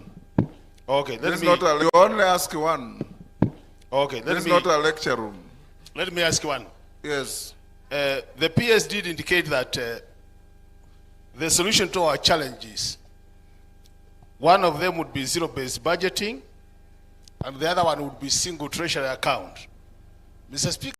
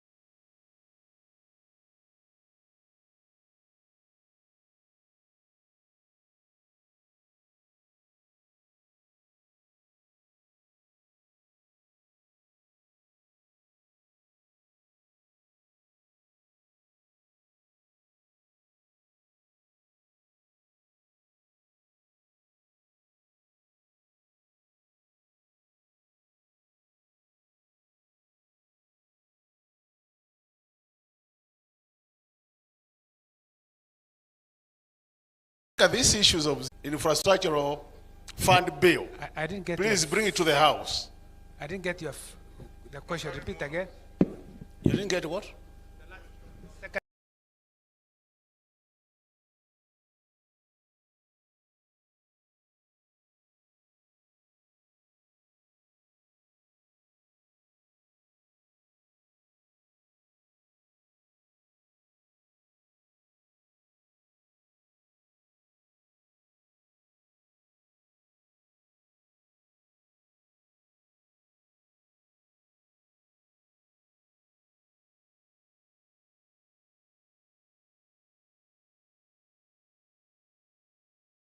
Last go to expand the economy. Meanwhile, we still have to, because we are not, this money is not coming to budget, it means we have to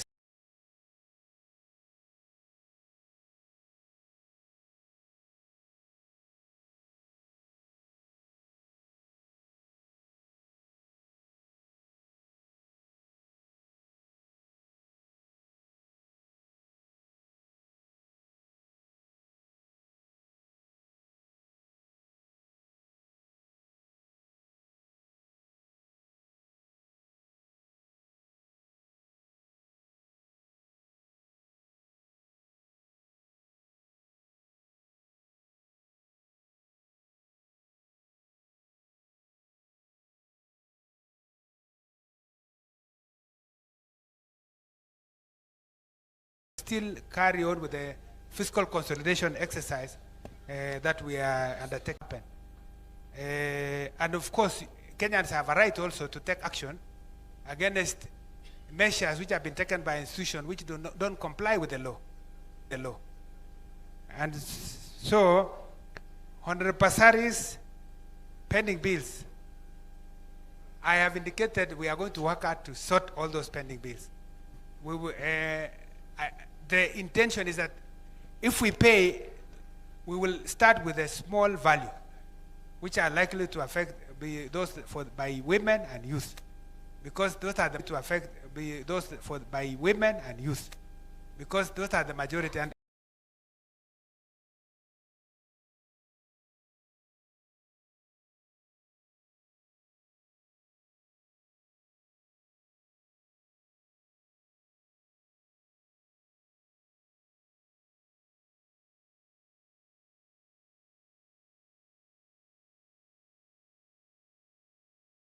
I think it was Wainaina had asked about KRA. And I think you have just said you'll find out about what happened to his case. But Mr. Speaker, we have seen Kenyans committing suicide because of KRA, where a person does business with government, the government have not paid, and then they claim, KRA comes to you that you are supposed to pay and you have not received payment. And we know a lot of our business people, you have also taken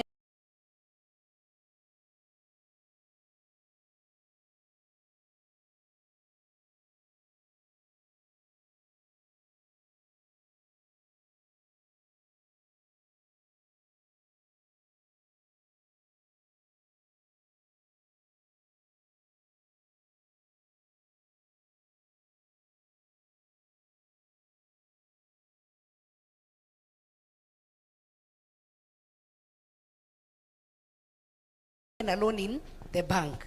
VAT because you have not been paid. The law you have VAT because you have not been paid. The law you have made, it is you.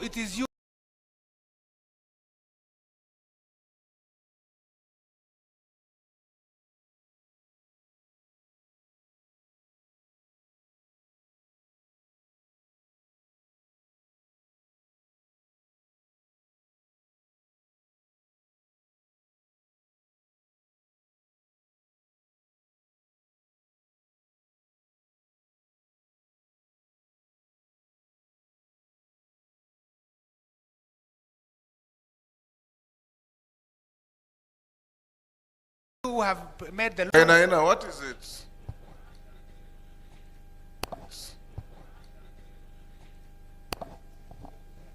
Thank you, Mr. Speaker. Yes. Mr. PS, what I'm complaining about, there is a board who are there, who are kept there so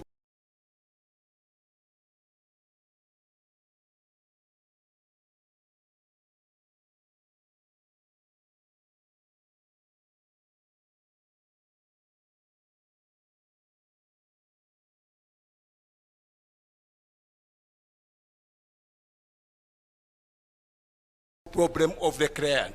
But those people, those board, they are the one who... And Nairobi County, that came from the court. If the court rules and says so and so should be paid this much, that now is also another legal matter. Why would even our court, our judges who exist and in this Kenya, they know the financial situation of our country, make outrageous, awards?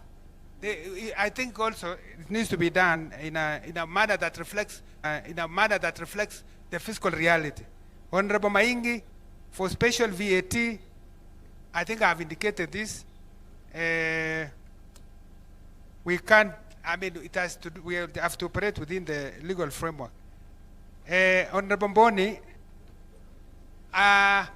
the valuation that was presented by chairman showed 24 shillings, one valuation method, another method was 24 shillings, and the one that gives us the highest is 36.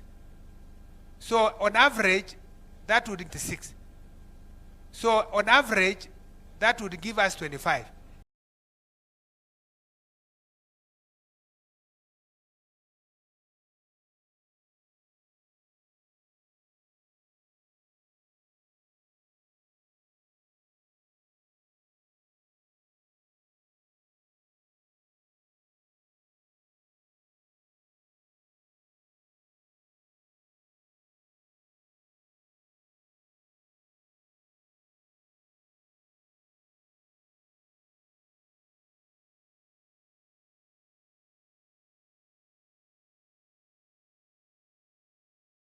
And I think on zero-based budgeting, we are already implementing. Thank you very much. Is there anything that I've left? Oh yeah, this is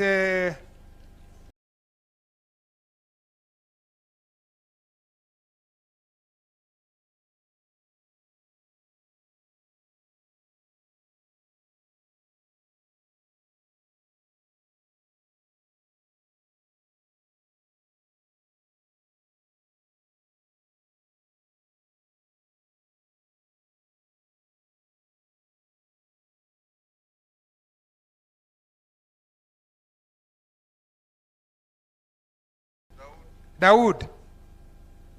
For other regulations that will govern us even as we administer this. Other regulations that will govern us even as we administer this fund. Thank you very much. Dawood, on issues of commercial viability, Dawood. Honorable Sinkuli, on the timeline, I'm happy to submit even tomorrow if you are still around, because it's something that I can call my team and then that is prepared and submit while you are here. The PS has undertaken to take note of everything that was said and done. I mean, whatever that were raised, and to go back to his office and see the areas that he needs to come back to us and give us a further clarification or take certain positions. On the issue of the infrastructural development, 1965 is different from 2026.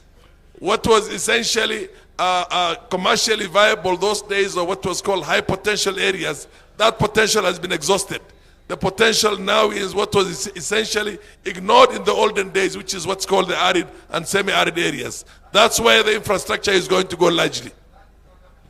That is where the... Thank you. Thank you. And Dawood, I'm sure you know that the sessional paper number 10 was a grand conspiracy to marginalize parts of Kenya. It is dead, it is buried, it is not there. You should also be candid enough to appreciate, and this has been said over and over, and I thought Kipto would say, that there are billions and billions of shillings from World Bank and other sources that are doing mega road projects in northern Kenya. And many of us have been cheering this. That is important to open up northern Kenya to be part of this country. All the big roads that are going on in northern Kenya, I've not heard anybody, Milemba or anybody, saying we are being marginalized. Because you are part of Kenya, you must be part of Kenya. Yes. And even the president has said, Dawood, hold your horses.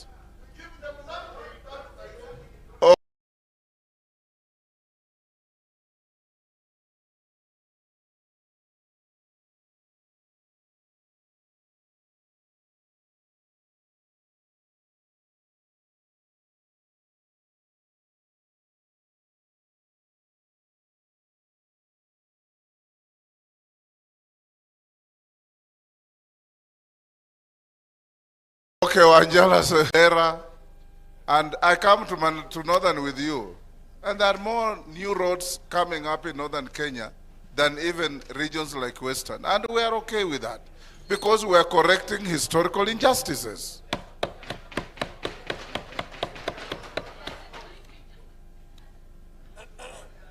Honorable members, if you look at your supplementary program, we have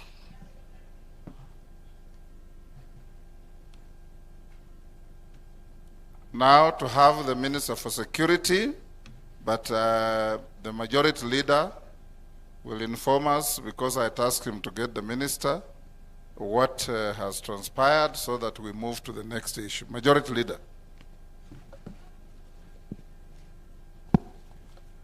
When majority leader finishes, I will lead you very briefly on matters of the pension amendment bill.